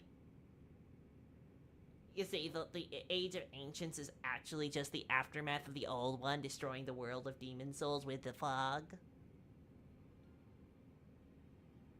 ER's Dark DS4 all this time. Unironically, yes, from like a spiritual successor standpoint. I know Miyazaki would never use that term, though, because as he once said in an interview, he's tired of saying soul. Because for those that don't know, the term for a spiritual successor in Japanese would be saying the soul of something, right? So Again, it's a really funny interview. He basically keeps talking about it as the spiritual successor, but he keeps saying, like, the soul of soul and dark souls and demon souls and all this stuff, and he's like, God damn, I keep saying soul. I'm so tired of saying soul. Oh, that was a great interview. I loved it so much when I read that the first time.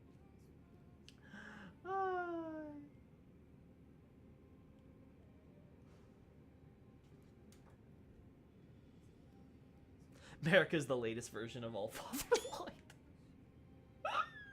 Oh god, please no.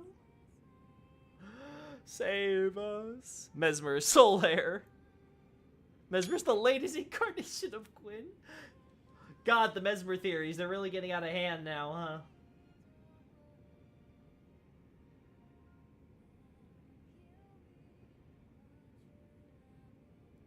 There we go.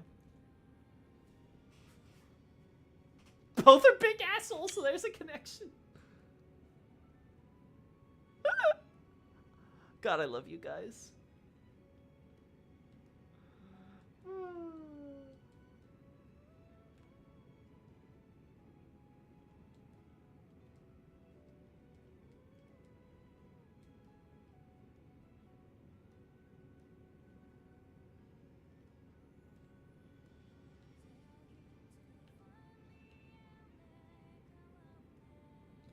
Alright, chat.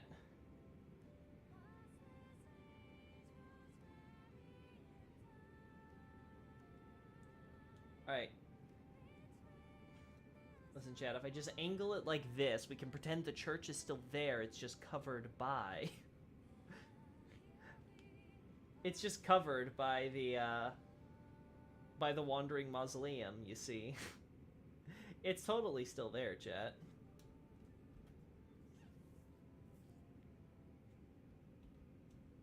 There we go. Mesmer is also Velka.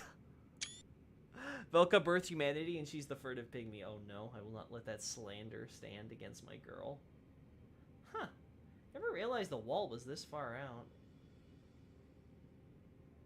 Honestly, this wall is kind of pointless now that I think about it. Like, who's lobbing, like, catapults? Oh my. What the hell happened down here? Is that just a ground texture? Yeah, it's just a ground texture. I see. I see. Uh-huh. Ah, it's the ground texture for the underwater, too. Oh, okay. Back here. There we go.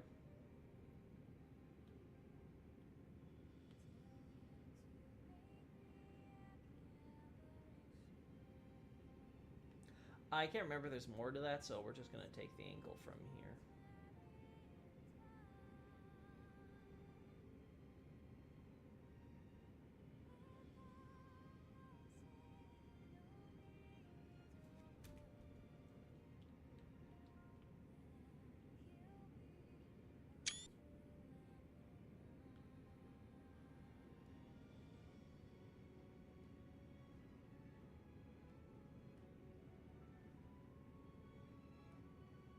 Taking more shots of Haligtree than I was expecting today. Velka Koth. No! Don't give me that cursed ship. It seems when Godfrey gets the buff effect he shares with the Gargoyles, it upgrades his normal stomp attack into a room-spanning AoE. That's cool.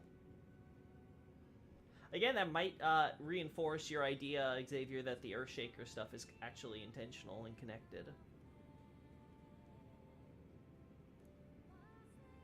Rykard was devoured and mesmerized by Koth, the primordial serpent. Oh my god. Please, please! Let it die! Don't do this to me, chat. You evil, evil people.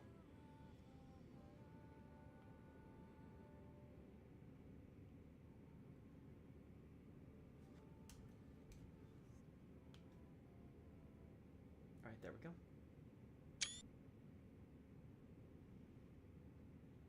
Yeah, it's all really low poly, though.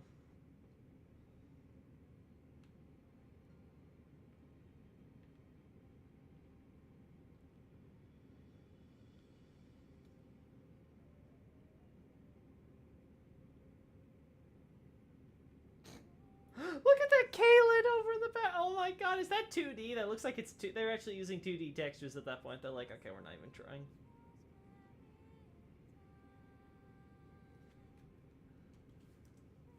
Alright, forget the glitch textures and stuff, chat. You know what? I'll say it. Ronnie is clearly Seath. You're telling me Patches is here, but Seath isn't? I agree. Seath is way more important. Like, he's been around all the way since the Kingsfield days. How could they not be bringing Seath back for every game but Patches is? Solaire's a fire giant. Oh, God. I swear, chat, you're gonna kill me with these cursed theories.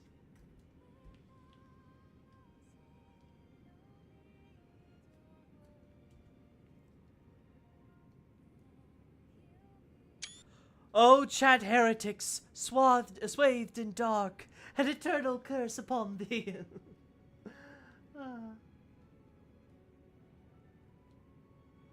Thou hast defiled the godmother. Is that how he says it? I forget. Cursed facts, you mean? Cursed facts?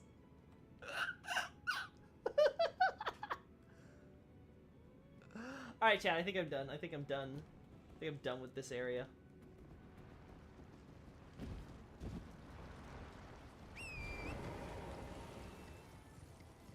Just wait till we get Vati to confirm all our theories. I'll be telling him, Vati, if you post that stuff, I'm never collaborating with you ever again.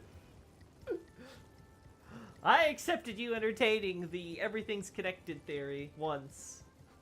I will not let you actually build upon that travesty. God, I love Vati. Such a cool guy, chat, really. He truly is a swell fellow. You sent everything? Awesome, Xavier. That's cool. I'll make sure to check it along with everything Nobre does next chance I get. Nothing here that we care about, chat. Ooh. Hello! Oh, I ran into you, sorry. Hello! Get me out! And now everything's normal. But I want to check out the thing with the... Is that really? Okay, because, like, not only finding the trees and stuff, that's not that weird, right? I'm not that surprised by the trees around, Ordina, right? Like, that's not a weird detail to me. But the trees around that church, that is interesting to me.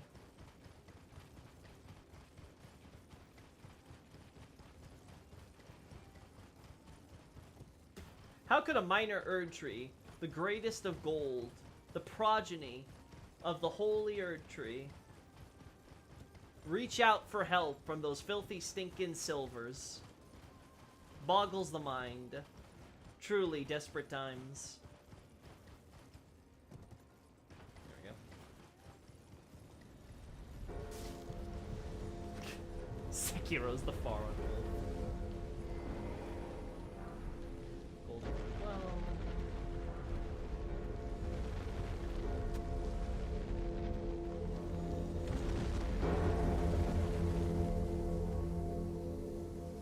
Yeah, I don't care about this.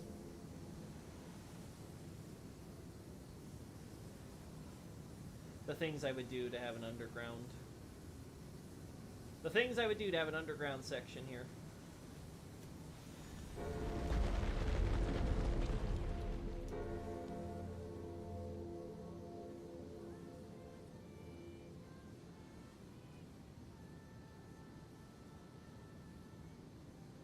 There we go.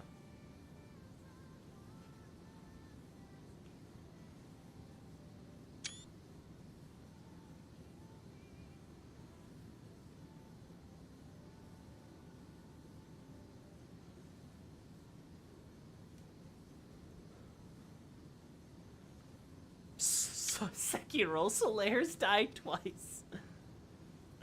Who taught a goddamn mausoleum to use Hymus cannon? Ordina, clearly. Oh, oopsie. Oopsie, chat, I unplugged it. My bad. There we go.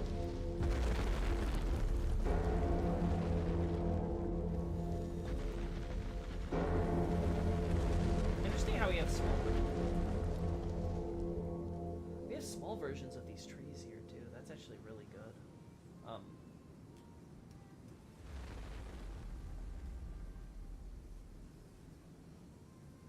Really good in terms of clarifying why we don't see them around the river otherwise. Like, they just stop. It's not that they actually stop, it's just that we don't see any fully functional ones. They're all either fallen, probably because of the mausoleum, or really tiny.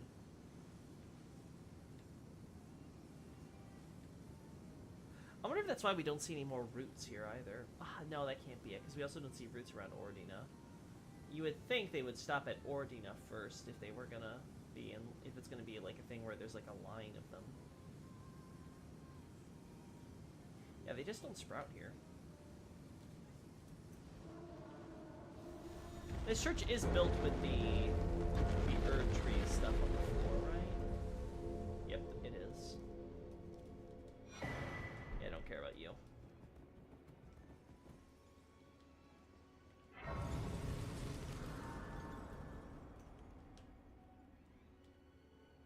Oh god, where the hell am I?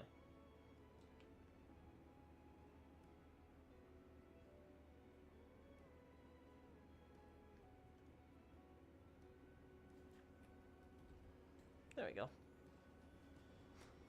The black flame of death is actually the dark soul, and the profane flame became all the other flames in Elden Ring. Oh god.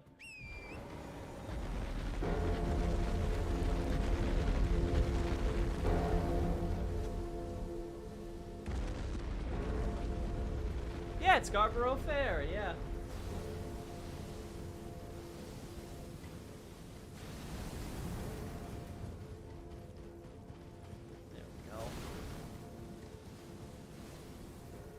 Yeah, I don't think it's an accident that all the fallen trees are where we see all this stuff fallen here either, right? Like, obviously we find them out further out, but like, it's literally like, there's no trees here, except for the fallen ones. I don't think it's an accident.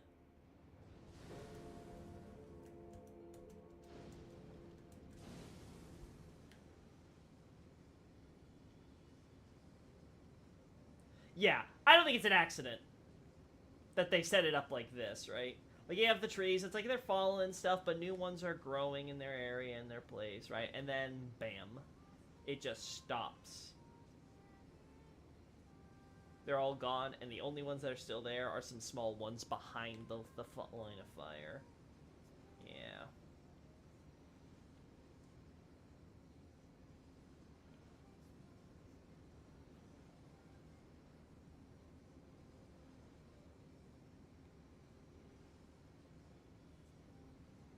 There we go, gotta hide my character.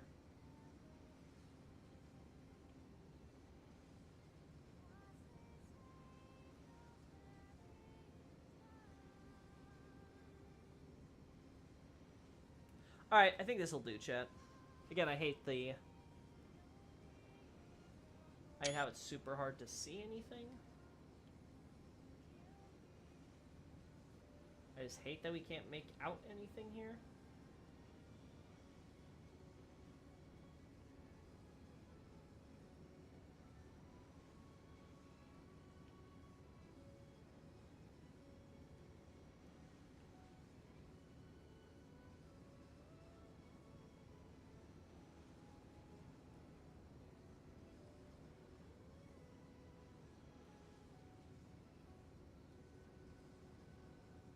There we go.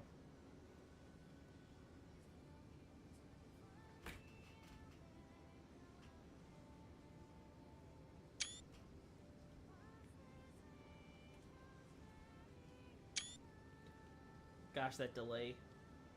Thank God I can see the preview in the corner of my screen. Man, it sucks for anyone down there. Imagine trying to sail up to the lands between on the northern coast, getting barraged by sorcery for doing nothing. Yeah, it must really suck.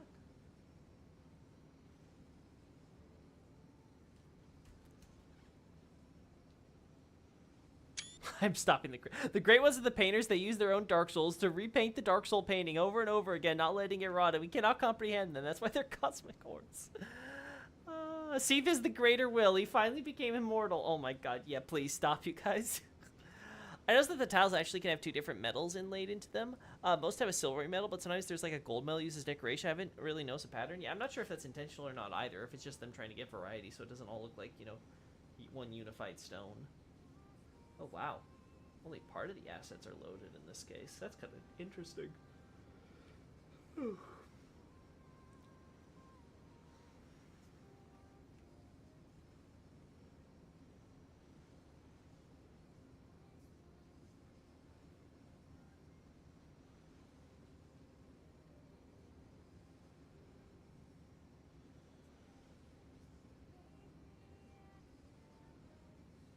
There we go.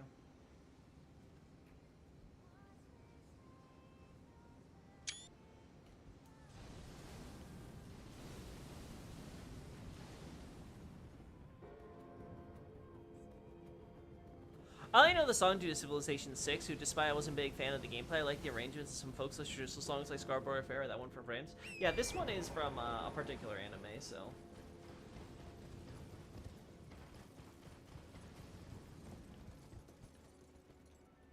Good old Suki Suki.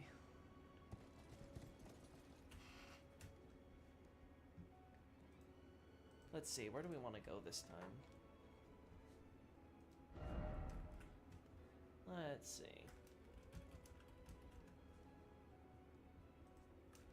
Let's see.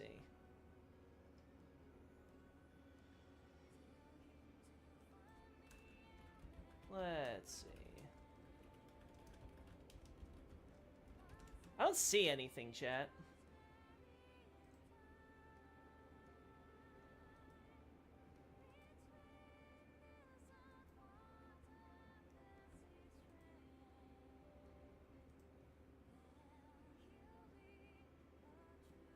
Huh. Yeah, there's nothing in Nardi's notes for Altus that she gave that really kind of stands out to me here. Yeah.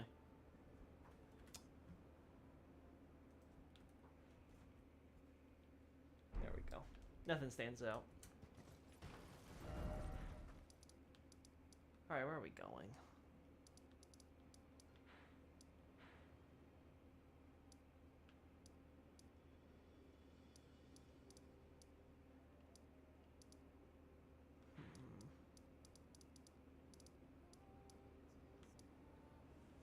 I want to check Caelid Catacombs again, see if there's any details we missed. Oh, wait, did I say Suki Suki? I meant Suka Suka. No, Suki Suki, that's a different series. Whoopsie. God, I'm tired, Jet. That just occurred to me. I was like, wait a second. Wait a second. That's not how you pronounce that.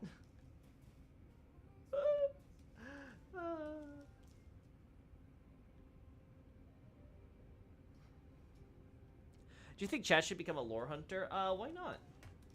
Not like you need a license to be a lore hunter.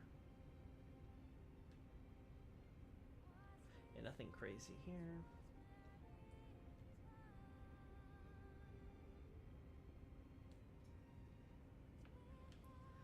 Yeah, we have sorcery stuff, we have skeletons due to Death Root, we have Caelid Rot.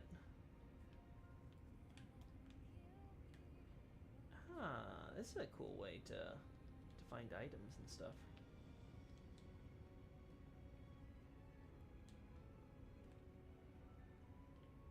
I like how some assets are loaded in, but others aren't. Like, very weird.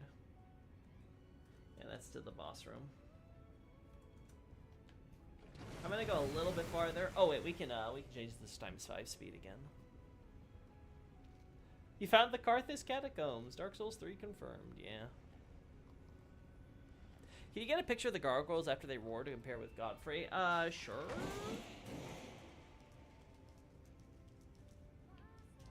Definitely possible. Ow.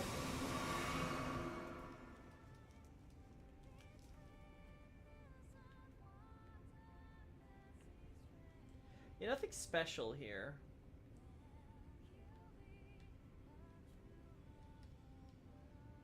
Yeah, nothing out of the ordinary. So that catacomb is pretty normal. By comparison, I remember this one being normal too. Their buff effect specifically. So do you want me to take the shot of their bodies after they roar, Xavier, or to kind of have the visual of their buff. Is that what we're looking for? Okay, yeah, and this one is typical Ghost Flame.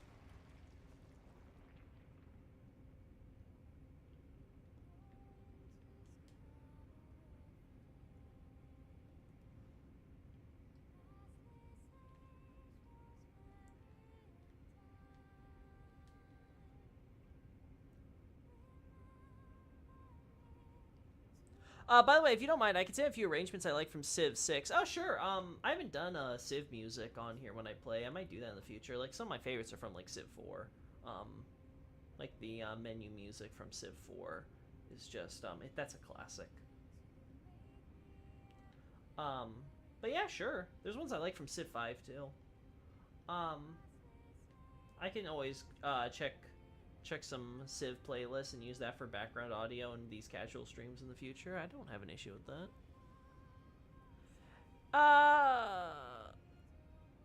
Hey, Tesla. Hey, Loki, how's it going? We have 2 Raijins in the chat. Oh, my.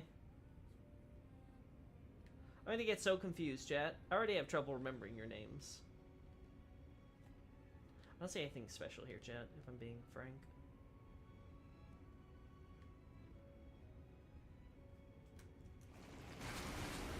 I'll be honest, I think these crabs have the worst textures of them all. Like, what the hell am I looking at?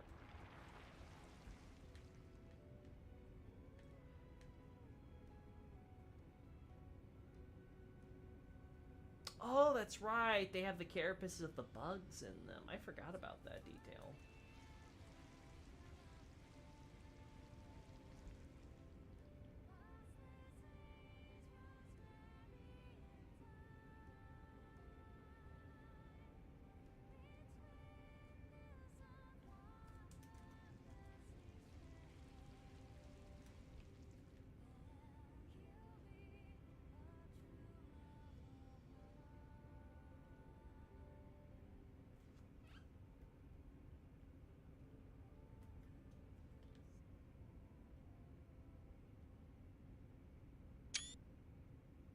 There's the head. Just got me some rotting flesh of some bugs, chat. Some kindred of rot.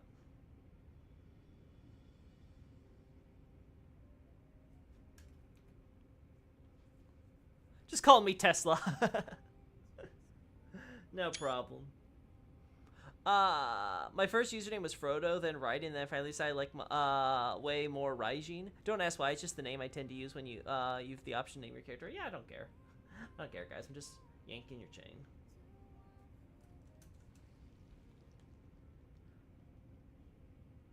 We like to do a little trolling. Speaking of, how am I gonna get this ugly thing?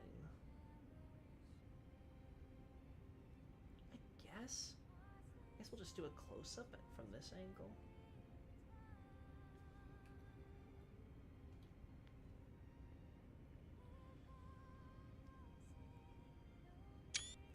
We don't have any examples of these things above ground, right, chat? I don't remember any crawling carrion with this effect on them outside of these dungeons. Do you think there'll be an ER2? I hear some people talking about that currently, and I'm of the opinion it's not going to happen. I would never say never. I think it would be a mistake, though, just because the way that Elden Ring is designed, in order to create a unique enough game that could justify itself, I feel like it would be a huge stretch based on the way this world is done. Now, Dark Souls, while I do not approve of it getting sequels in principle, I think it was certainly a world that was designed in a way that sequels were totally possible and viable. Just because the way of the flame and how it worked and the time-space shenanigans, it was much more conducive to that. I'm not seeing that with Elden Ring so far. So I feel like if they wanted to do Elden Ring 2, they would have to do something like it's far in the past or far in the future, or they'd have to come up with some real crazy BS to kind of justify why, like, the Elden Ring or whatever is going to be in some different continent or something. Because again, going back to Miyazaki, he's going to somehow have the Elden Ring be involved, and it's going to involve the same thing to some extent of, oh, the Elden Ring's shattered and we need runes or whatever to restore it, right? Like, again, that's just how Miyazaki thinks. And until he gets away from that, I don't think it's going to change.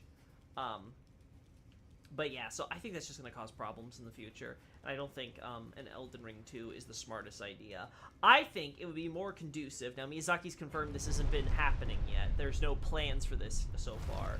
But I think having regular update expansions, like with the current Shadow of the Erdtree, is the better route that Miyazaki and company could take.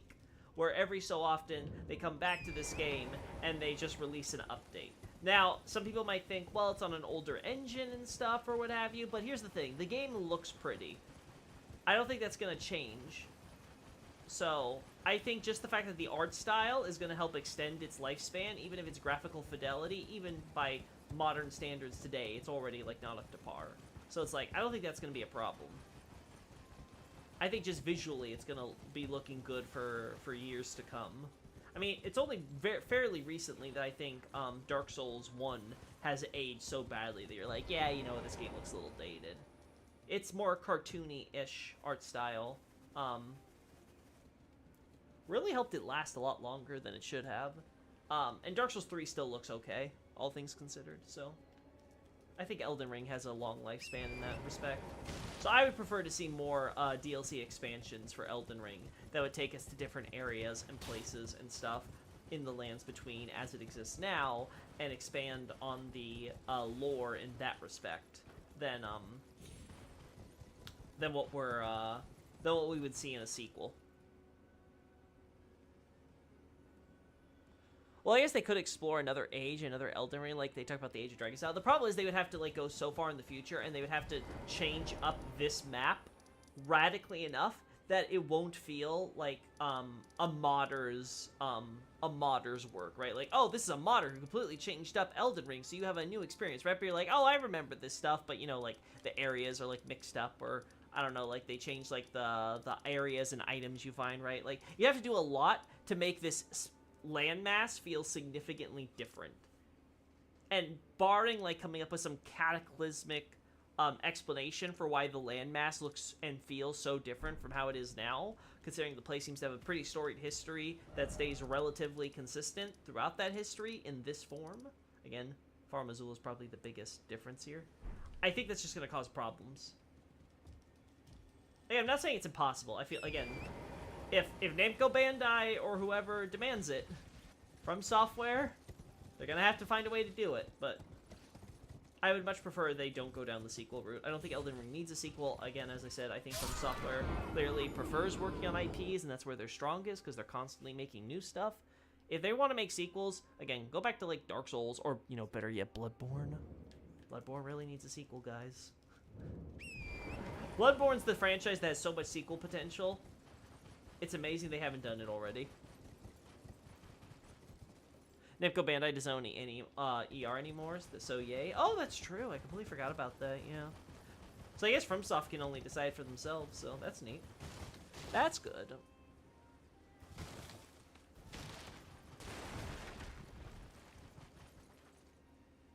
Those are more carrion on the surface by the graves. Yes, the carrion are there, but they're the standard kind. They're not the rock kind, see?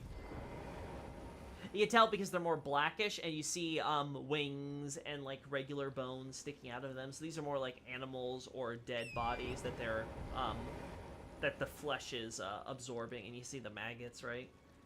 It's not like the red ones we see in the dungeon. That's what I was talking about.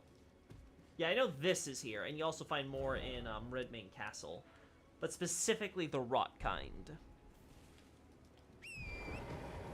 That's what I'm thinking about. Well, in the meantime, let's go get that roar shot, shall we?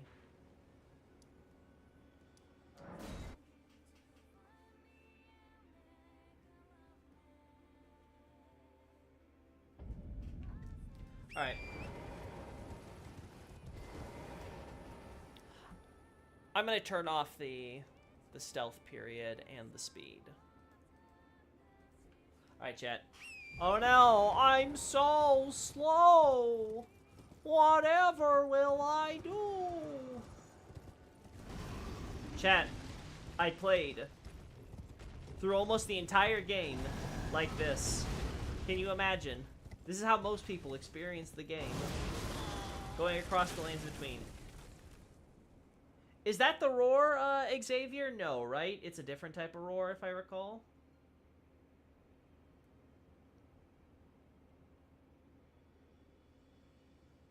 I like how FromSoft will create new IPs, but they really do take a lot from past games. Yeah, Miyazaki's the best kind of recycler.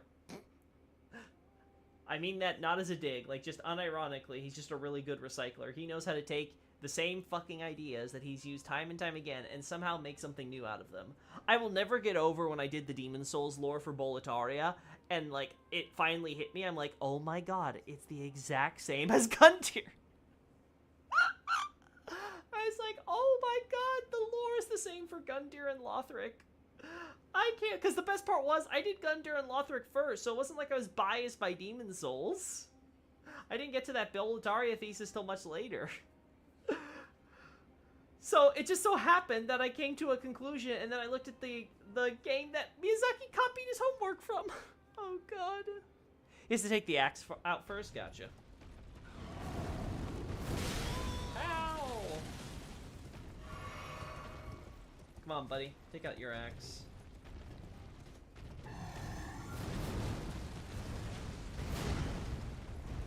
I can't believe I dodged that just walking around with a horse.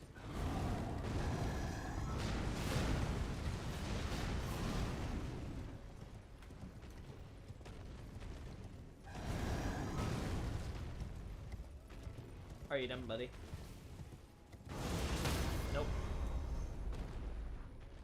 Well, that knocked me down.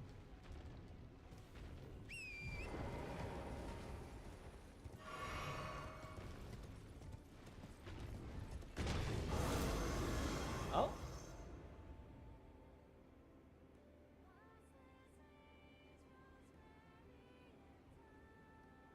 That is disgusting. That's just gross.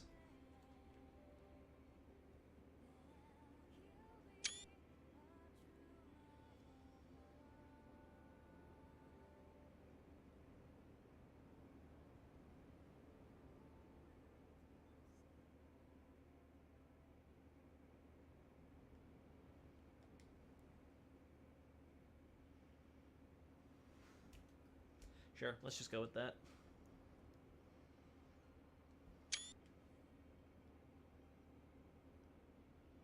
Oh yeah, the crawling carrion and the gargoyles I wouldn't say are straight out of Dark Souls 3, but they are very similar. I don't know how much of their movesets are the same, but like their lower halves are definitely like the same model, right? 100%. At the very least, they're heavily based on the old models. And they just kind of changed up like some of this stuff here. But yeah, the similarities are uncanny, 100%.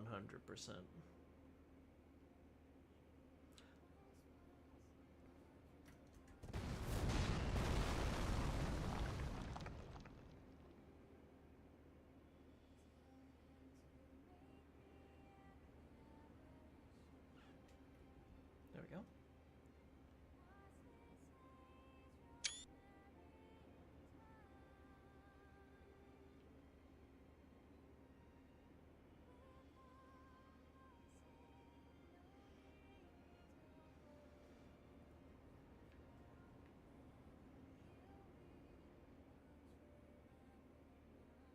The fact they do this with the axe, too, is also notable. That does kind of reinforce the Godfrey connection, doesn't it?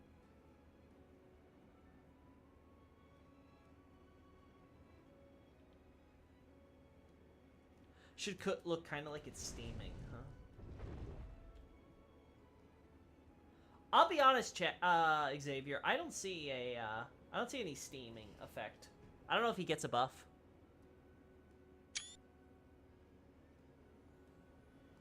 Okay, so he has to do the roar while he's holding the axe for the buff tap, and not when he roars and switches into the axe. Okay, gotcha. So we have to wait a little longer. Alright, fair enough. Alright, let's see him roar.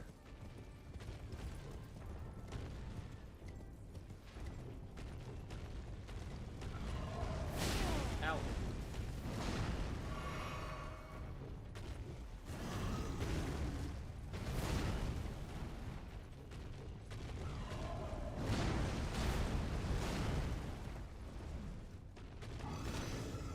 Damn, he's switching back.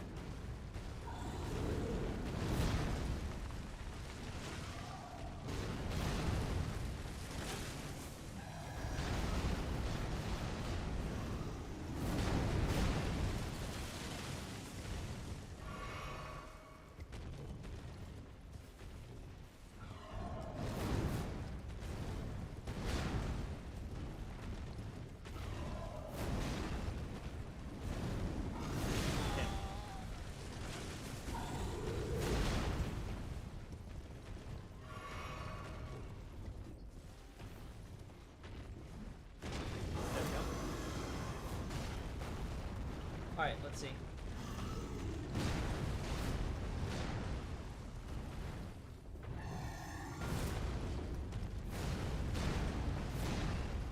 Okay, he didn't do it that time.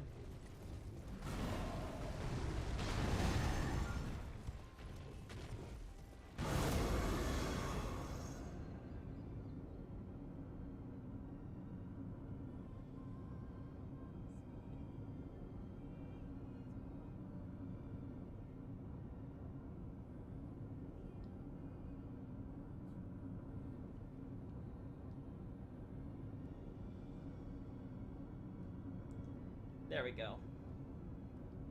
That more like it, Xavier? Do you see more of a steaming buff effect now?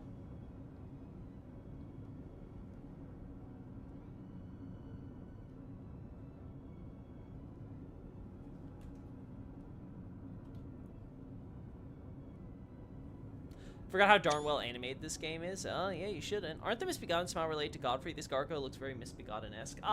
They're more so related to Godfrey's enemies than Godfrey himself, though some Misbegotten do get sort of assimilated into Langdale culture during Godfrey's era, yes. And then they get later enslaved during the end of Godfrey's era with Radigan and fundamentalism.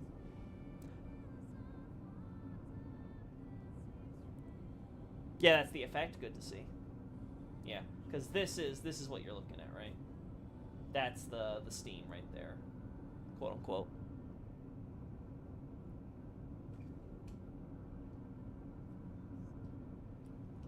Okay, gotta be a little subtle here.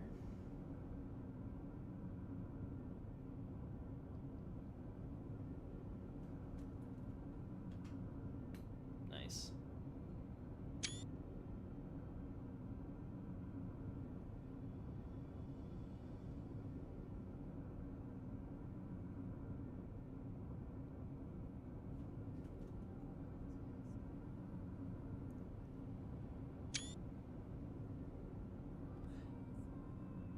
Yeah, as we were talking about earlier, the Gargoyle is related to Godfrey's era, and that seems to be one of the barbaric, heroic warriors from the Ariza tribe. But they are, the corpses are reanimated as these gargoyles during the era of Radigan as part of his work into fundamentalism, right? Because again, keep in mind, also notice how one's red and one is gold, referencing that alchemical combination again. This goes back to, Radigan and Marika's obsession with trying to understand them trying to understand, oh, I don't want to do that with that guy there, with them trying to understand their own nature, especially with Radigan, because he's so obsessed with becoming complete, right, and mending himself and things, so you kind of see this idea with, sort of mending these two together into one, so it all ties together. Can I wait until after he's done roaring? Oh, yeah, sure, totally. I'm gonna pause again. This isn't the only thing. I'm just trying to get these shots now because, well, there we go. How long does the buff persist? Does it last after the axe effect is, or is it only for the duration of the attack? Just clarify for me before we get started, Xavier, because I want to make sure that I don't miss it and we have to try to go through this whole song and dance again.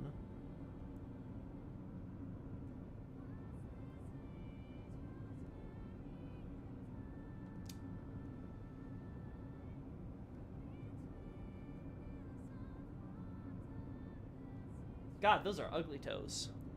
Until he slams. Okay, so it's definitely there. You can definitely see it. It's more than just the roar effect, right? Like, you can definitely see it on the rest of the body, but for sure. Alright.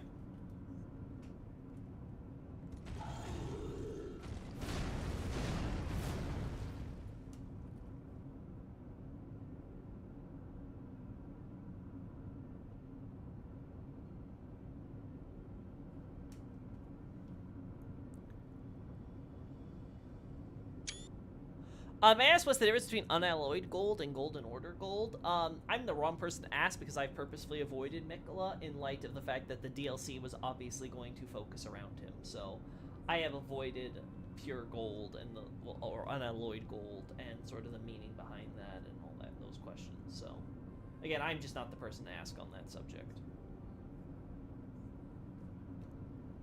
So is Radigan and Marika the same body? Yes and no. Like, I know the lore, but did they walk around in separate bodies at times, or was it like you never saw them together? They are the same entity, so they shared a body, but that doesn't mean that, especially when it came to their public understanding, that was like, okay, Marika, you're on shift, you have to go out in public, okay, now it's my turn. Like, it wasn't like that. It wasn't like they had to trade who had control of the body at any given time.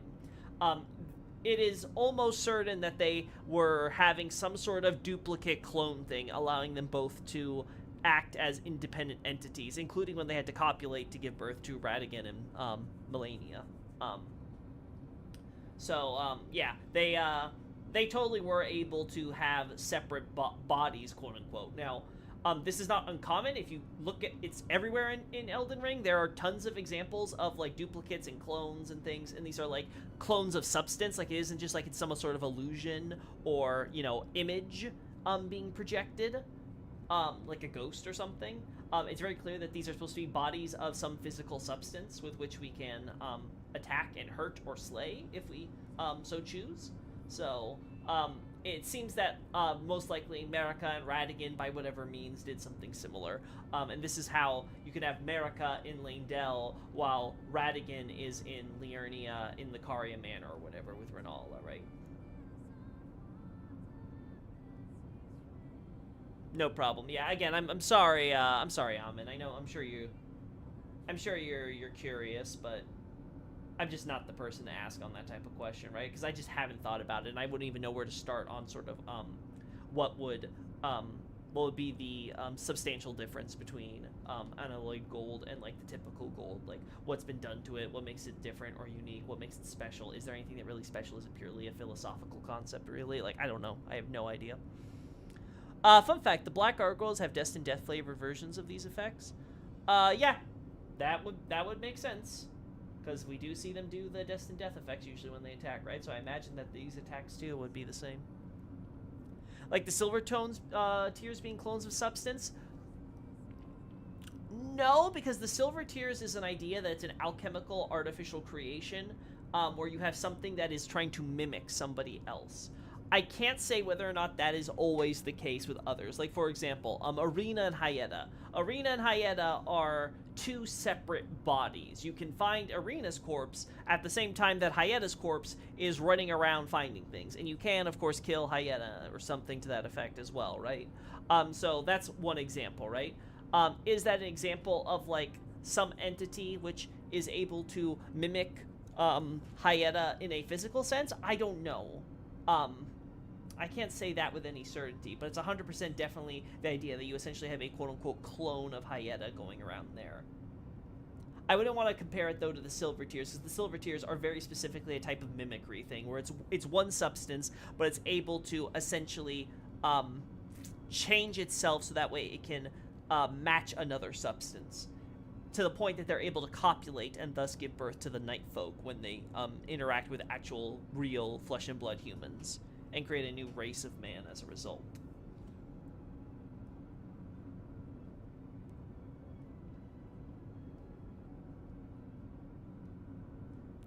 I would think unallied gold would be much more driven by the people on Earth and have little or no influence from any other outer god. Yeah, that could be it. It could be some way of trying to purge gold's connection to the greater will, and that's what makes it pure gold, maybe, right? It's a gold that has been disconnected from the greater will in its entirety. Is that even possible? I don't know, but that's at least a concept where I'm like, okay, I can get behind that as a premise. Just have to see what the evidence and just how well that fits into the logic of the existing cosmology. But, yeah, again, I'm just not the person to ask on that type of question. Okay, chat, I think that's enough, I think that's enough screenshots of this.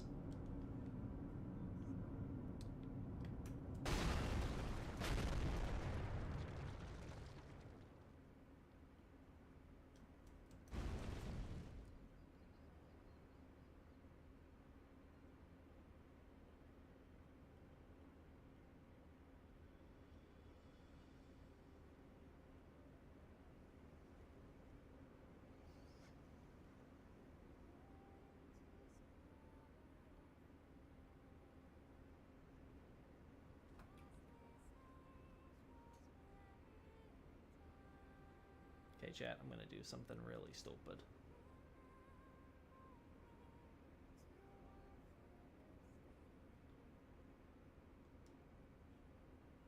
Yeah, just a little, chat. Just a little stupid. There we go.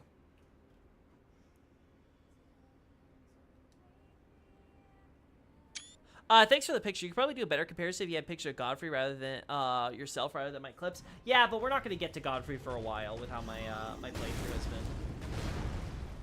It's like that's just not happening at the time.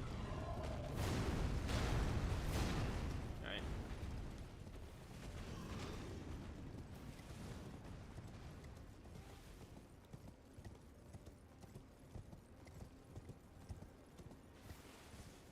The only real evidence you have is the needle used to purge the influence of outer gods. Yeah, I think that's good evidence. Again, I don't know if that by itself is enough, again. But I think as a premise, it's not unreasonable. Yeah, okay. There we go, Chad.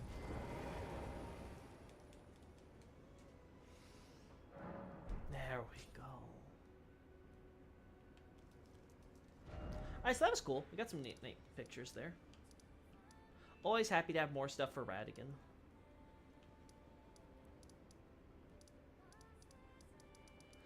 Think the DLC is gonna give us new clarification. I mean, it might clarify more on Unalloyed Gold. Like I said, I avoided the Miquella question just because it might. So I want to wait until that's all done, and then we can discuss Miquella as a whole. Until then, honestly, there's so much, there's enough of this lore to analyze. Worrying about what Miquella's doing is honestly like the least of my worries in terms of like prioritizing lore analysis. I'm still stuck on the Godfrey era with Banished Knights and things for the longest time. I need to finish up my write-up for all that stuff. The problem though is that I've been trying to handle this like my finalized complete write-up, which means I've been writing so much more than I did for my Godfrey's era doc. God, that doc was so nice. 65 pages. 65 pages. Wasn't even done yet. But it was so much nicer than what I have to do now with like all the added details and all the more additional research. It's like, no, work! I actually have to try! I want to be lazy, chat, please. One of these days, let me be lazy, I beg you.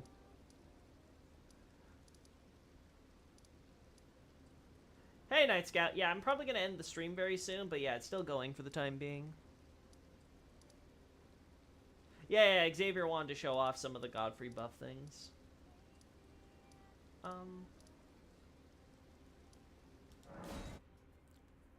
have questions about Murkwater, so probably want to go back here.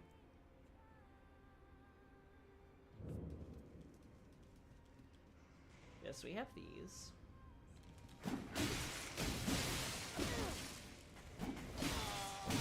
my god, I forgot! I was so busy looking at statues, I forgot to turn on always stealth. There we go, stealth's back. Random question, but does the projectile breath of the golden skeletals deal physical or magic damage? I actually don't know, Night Scale. You might want to ask Adolphus that question, because I think his guide might be able to tell you. I'm curious if the projectile breath skeletons might relate to the DLC Lion Dancer's breath attack. I guess we'll know when the DLC's out, but yeah, I have no idea, so... that's an Adolphus question. He might be able to use his official guide to answer that for you. Ah, right. These are the ones with the bars.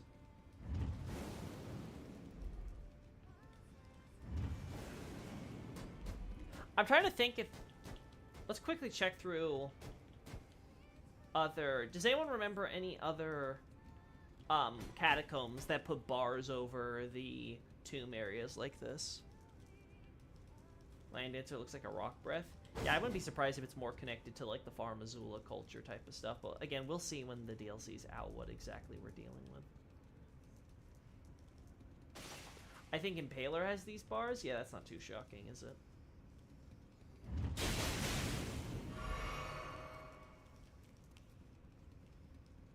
It's a white flame, but has these bars. Yeah, okay. Impaler, I know, has lots of spiky things in it, so... By the way, how Morgar can make a projection of himself at Stormvale Castle. Also, who sieged Stormvale Castle? Melania, the castle seems siege. I talked about that in my Godric, Godric thesis, but the short version is because Morgoth had stayed there before when he was trying to clean up after Godofre's mess. And as to who sieged, it was the Banished Knights themselves rebelled at Stormvale.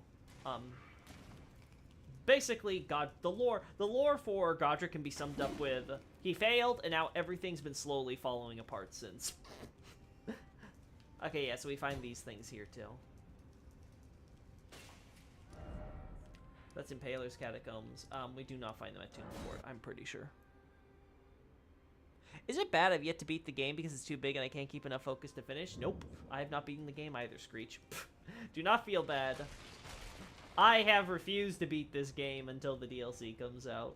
I have made it my mission to keep that meme alive. I will never complete this game until I do the DLC. Freedom!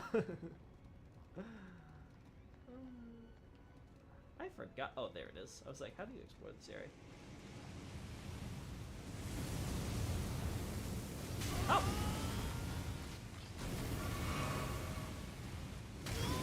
Oh.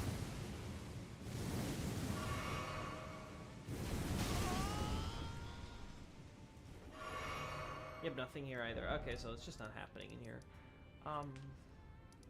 Definitely not here. We know what this catacomb's like. We didn't see any at the Caelid or the Minor Erdtree catacombs, I recall. War Dead, I don't think it would be here either.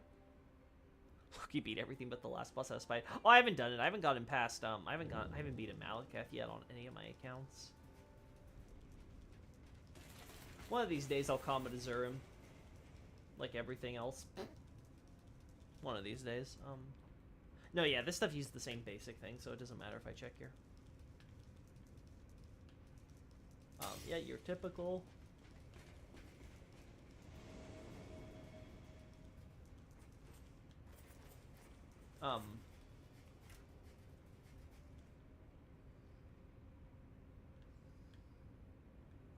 Yeah, nothing out of the unusual here either. Okay. This area we can skip.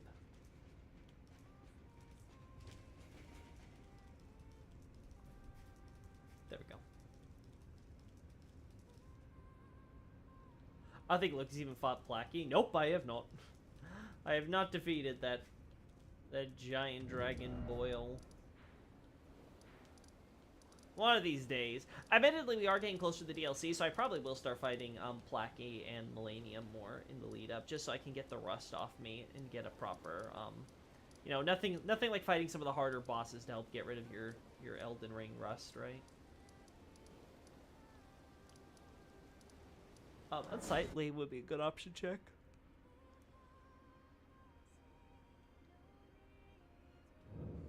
Also, regarding the Skeleton Wars, I think there's at least one more Sunrealm Knight at Wyndham, just outside of the Catacomb. Ooh, let's check there then. Let's see if I'm missing him. Do you remember where exactly you think he spawns, Night Scout?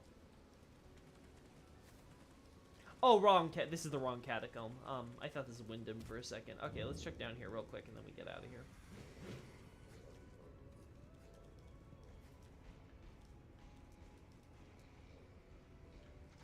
Nope, I don't see any bars, chat.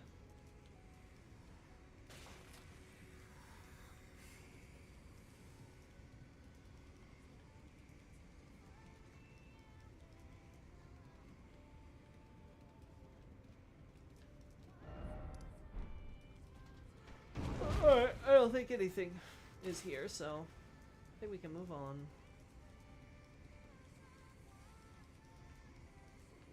God, hearing these guys like frickin' snoring around here, it's probably the creepiest stuff.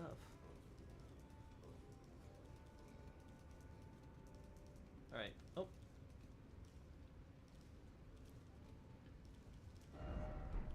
Loki is so much of an alcoholic that he's looking for bars in his video games. I need my fix, chat. I need my alcohol. God, I can't imagine anyone thinking me a raging alcoholic. That's the funniest shit to me. I'm the most sober person on the planet. Even more sober than a Muslim.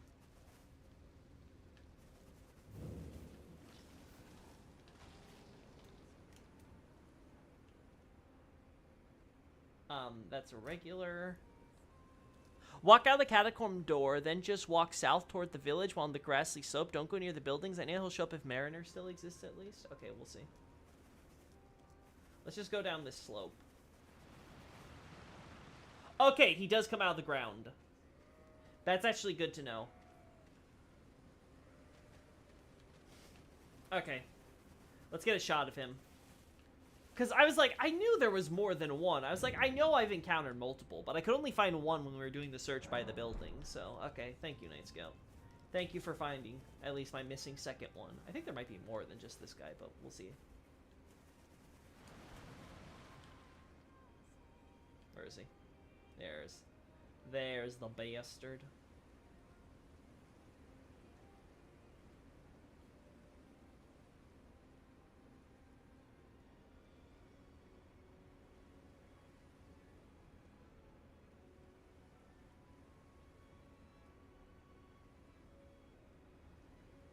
Alright, chat.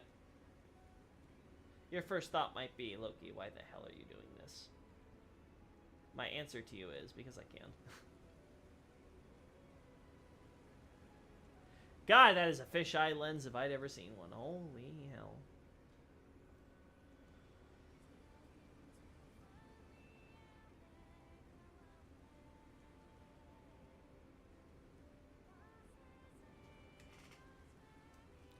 I think we should get the higher LOD here.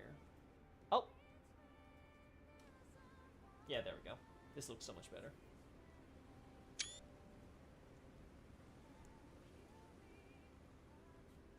I think there might be a second Summer Realm Night a bit closer to the Catacombs door too in the grass. Gotcha.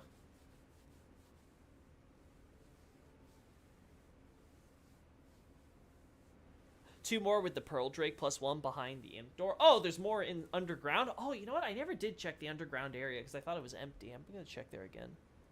Is it just me or does ER feel like a bigger time commitment than any Dark Souls because of how much less guided the world is in ER? I don't think that's much of an issue. I think it's just that it's physically the biggest from Software World, period. I don't think any of the other stuff is really that much of a factor, to be frank.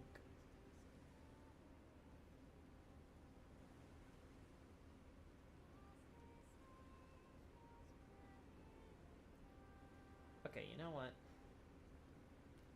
You know what, chat?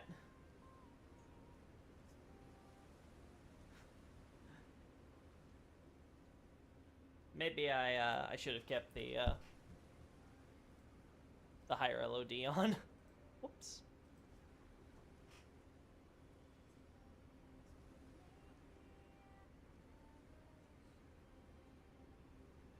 Alright.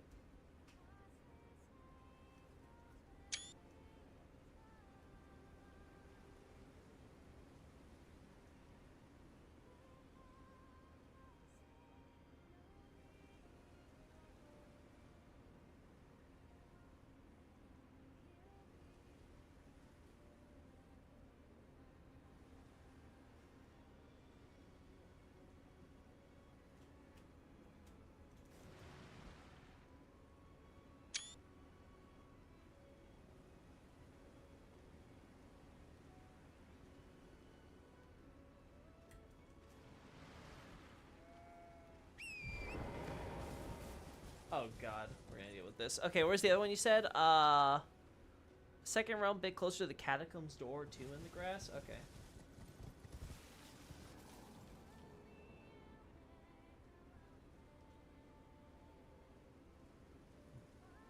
There's that guy. Oh, this might be a good area to check.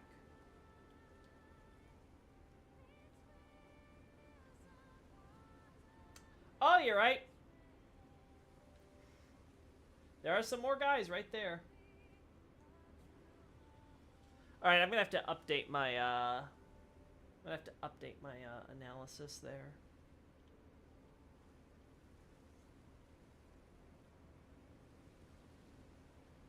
We're gonna have to open up this area too then. Okay, that's fine. I'm sure I have enough stone sword keys because goddamn Chad, we know there's way too many stone sword keys in this game.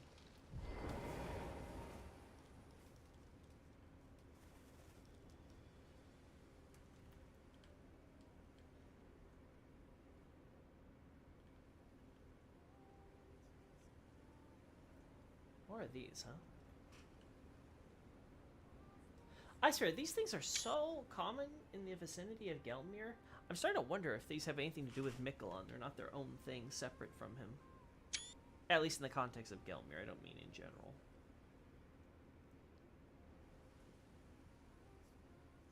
Gotta love when you have to update your information analysis. No, I love it. I love it. I love making sure that I have correct information. The last thing I want to do is misinform people.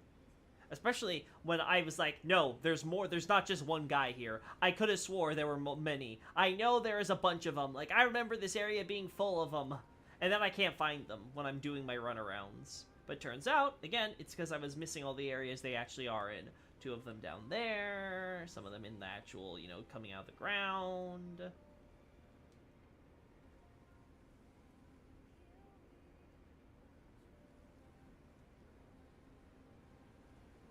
I wonder if the initial batch of Sacramental Bloods and Miquella's Lilies were made by Miquella, but the plants then spread across lands between as a new self-sustaining species. I would assume so, Night Scout, just based on the fact that they're so widespread, similar to the Miranda flowers. I assume it's just a thing of, like, you know, they just got around, right? That would be my assumption. But hey, who really knows, right? Okay, no, this is for the dungeon down there. The area is full of cursed undead. Alright, Night Scout, I'm struggling to find the other one closer to the door, like you said. That isn't inside the buildings. I'm gonna go this way. Oh, God. You know what? I cannot handle this, chat. I cannot handle this. This higher LOD is just making me want to vomit. I can't even imagine what you guys are. Oh, what the hell? Why are you minimized? There you go. Okay, there's Crossmo Boy.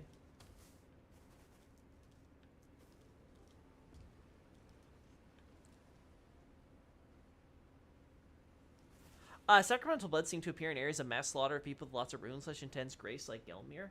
The problem is there's lots of death all over the lands between, so it would I guess Gelmir has more physical bodies that you're seeing for sure. But I don't know if that alone is enough to constitute that. I guess you could argue maybe if other demigods. Because the idea with the Sacramental Buds are they're supposed to be flowers from Miquella's holy blood. But could other demigods maybe also replicate that? I wonder.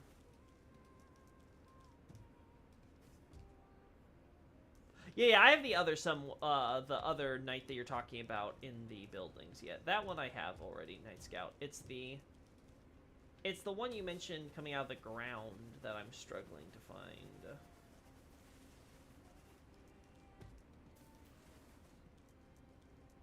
At the very least, I'm having trouble getting him to spawn. Yeah, I'm super far from the catacomb now. Let's just open the lower area.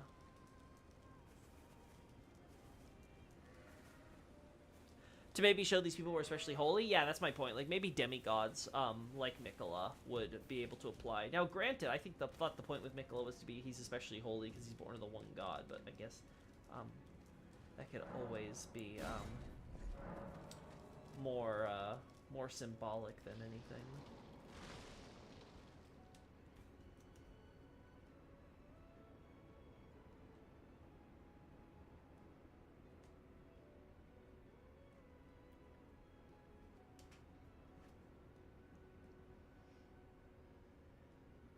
I wonder if Sacramental Bloods might work a bit like the Godskin Flesh, where it's possibly America's clan rather than a myriad of kids or fellow gods.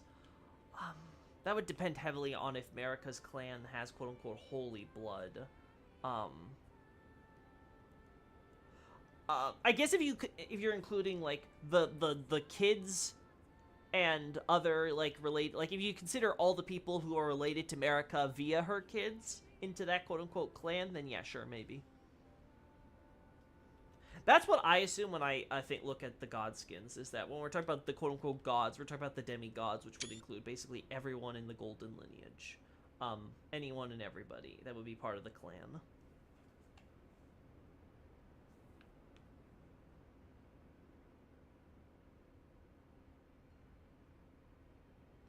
Rune eyes note that people who are at the foot of the Erd Tree are especially blessed. Probably relate to having more runes. Maybe it's like that. That's another good point. Maybe the idea is that having a high density of runes could affect if your blood is considered holy. So that would especially apply to demigods, but it could apply to others potentially in the lands between. So when you get a whole bunch of them all dying in one area, some of that blood might coalesce into quote-unquote holy blood, and then they will sprout trees or plants based on that. Again, that could be a possible recontextualization going on there. All of them have holy resistance? Yeah, for sure. That's a consistent factor we see. So do this angle.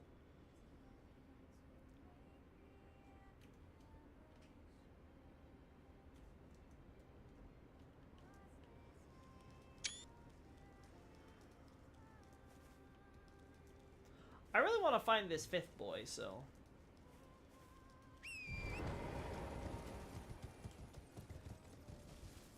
Again, if I can find him underground, that would be ideal. Because then it'd be just like, oh, we just gotta make him pop up.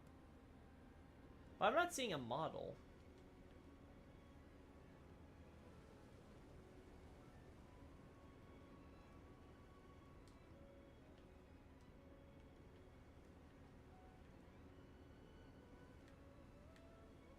Ah!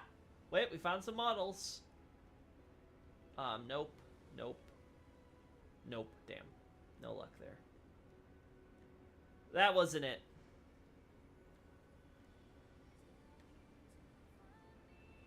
It's around here, though, so let's actually go down there and trigger it.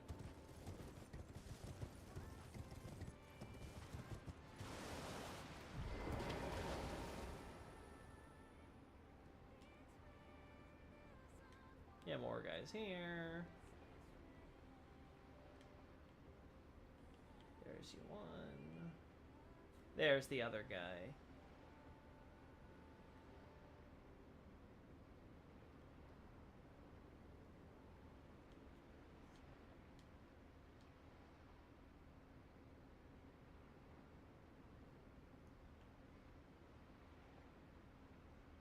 Quick question. The Weeping Peninsula is the ailing village. The name comes from afflicted by frenzy or just a village for the sick? I remember well there's an Erdtree near there. Yes, it's referring to the frenzy flame.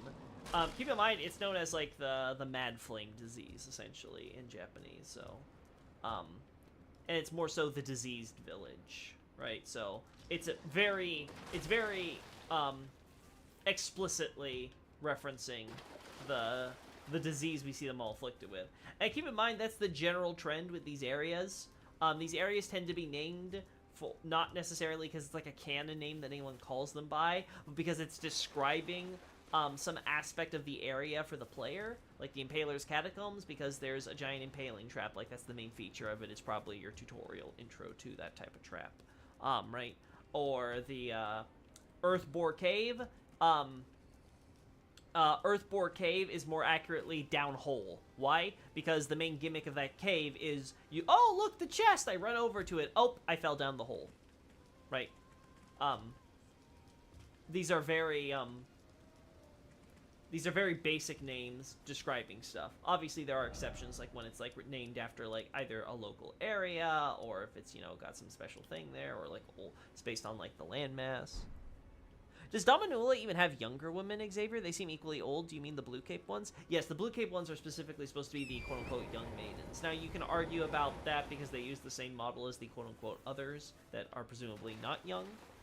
But yeah, that's the general idea. Those are supposed to be the young maidens who are partaking, we see.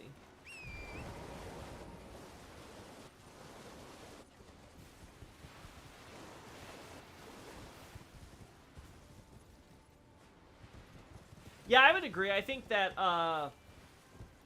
Godfrey, somehow when Godfrey married Marika and had kids with her, his holy resistance would have to be tied to that. Again, maybe it has to do with the status of Elden Lord itself at one point. But yeah, something's going on that allows Godfrey to basically be treated like another, as like the same as Marika's actual demigod children, right? Like, there's a reason he's a demigod too. The young maidens are one day younger. Yeah, that's technically true. Alright, chat. I have been streaming for so long. It is really late. I really should be at least trying to get to sleep. So I'm going to try to end this once we're done here, okay? I'm going to do one last look around, trying to force this. Again, if you guys ever are able to find the 5th guy on your own, great. Feel free to tell me in the future for another live stream. But right here, I'm not seeing it. I think we're going to end it here then. Alright.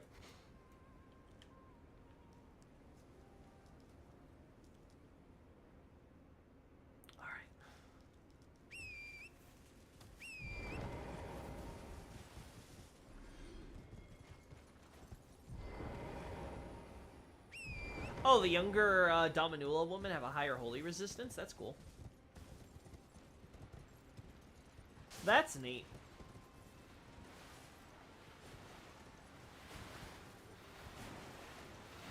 Alright. Alright, I think we're going to end things here, chat, because again, it's gotten super late. I really need to be trying to sleep now.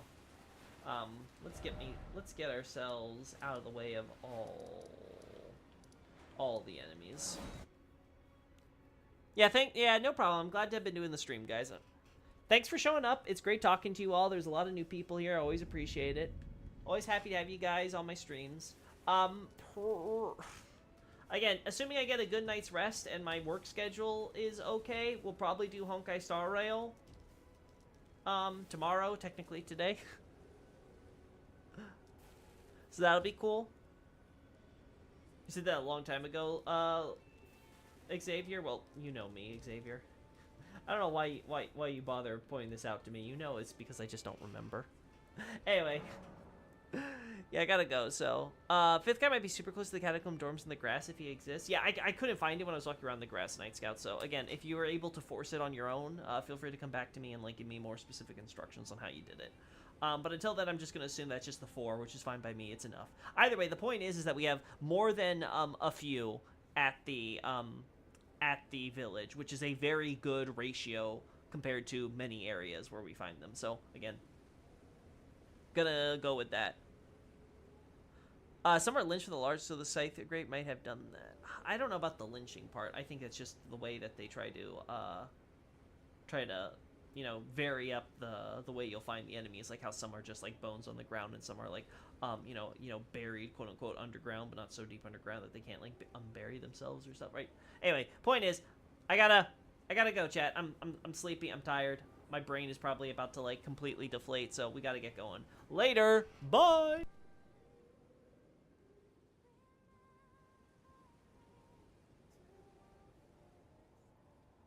And watch Suka Suka. It's super depressing.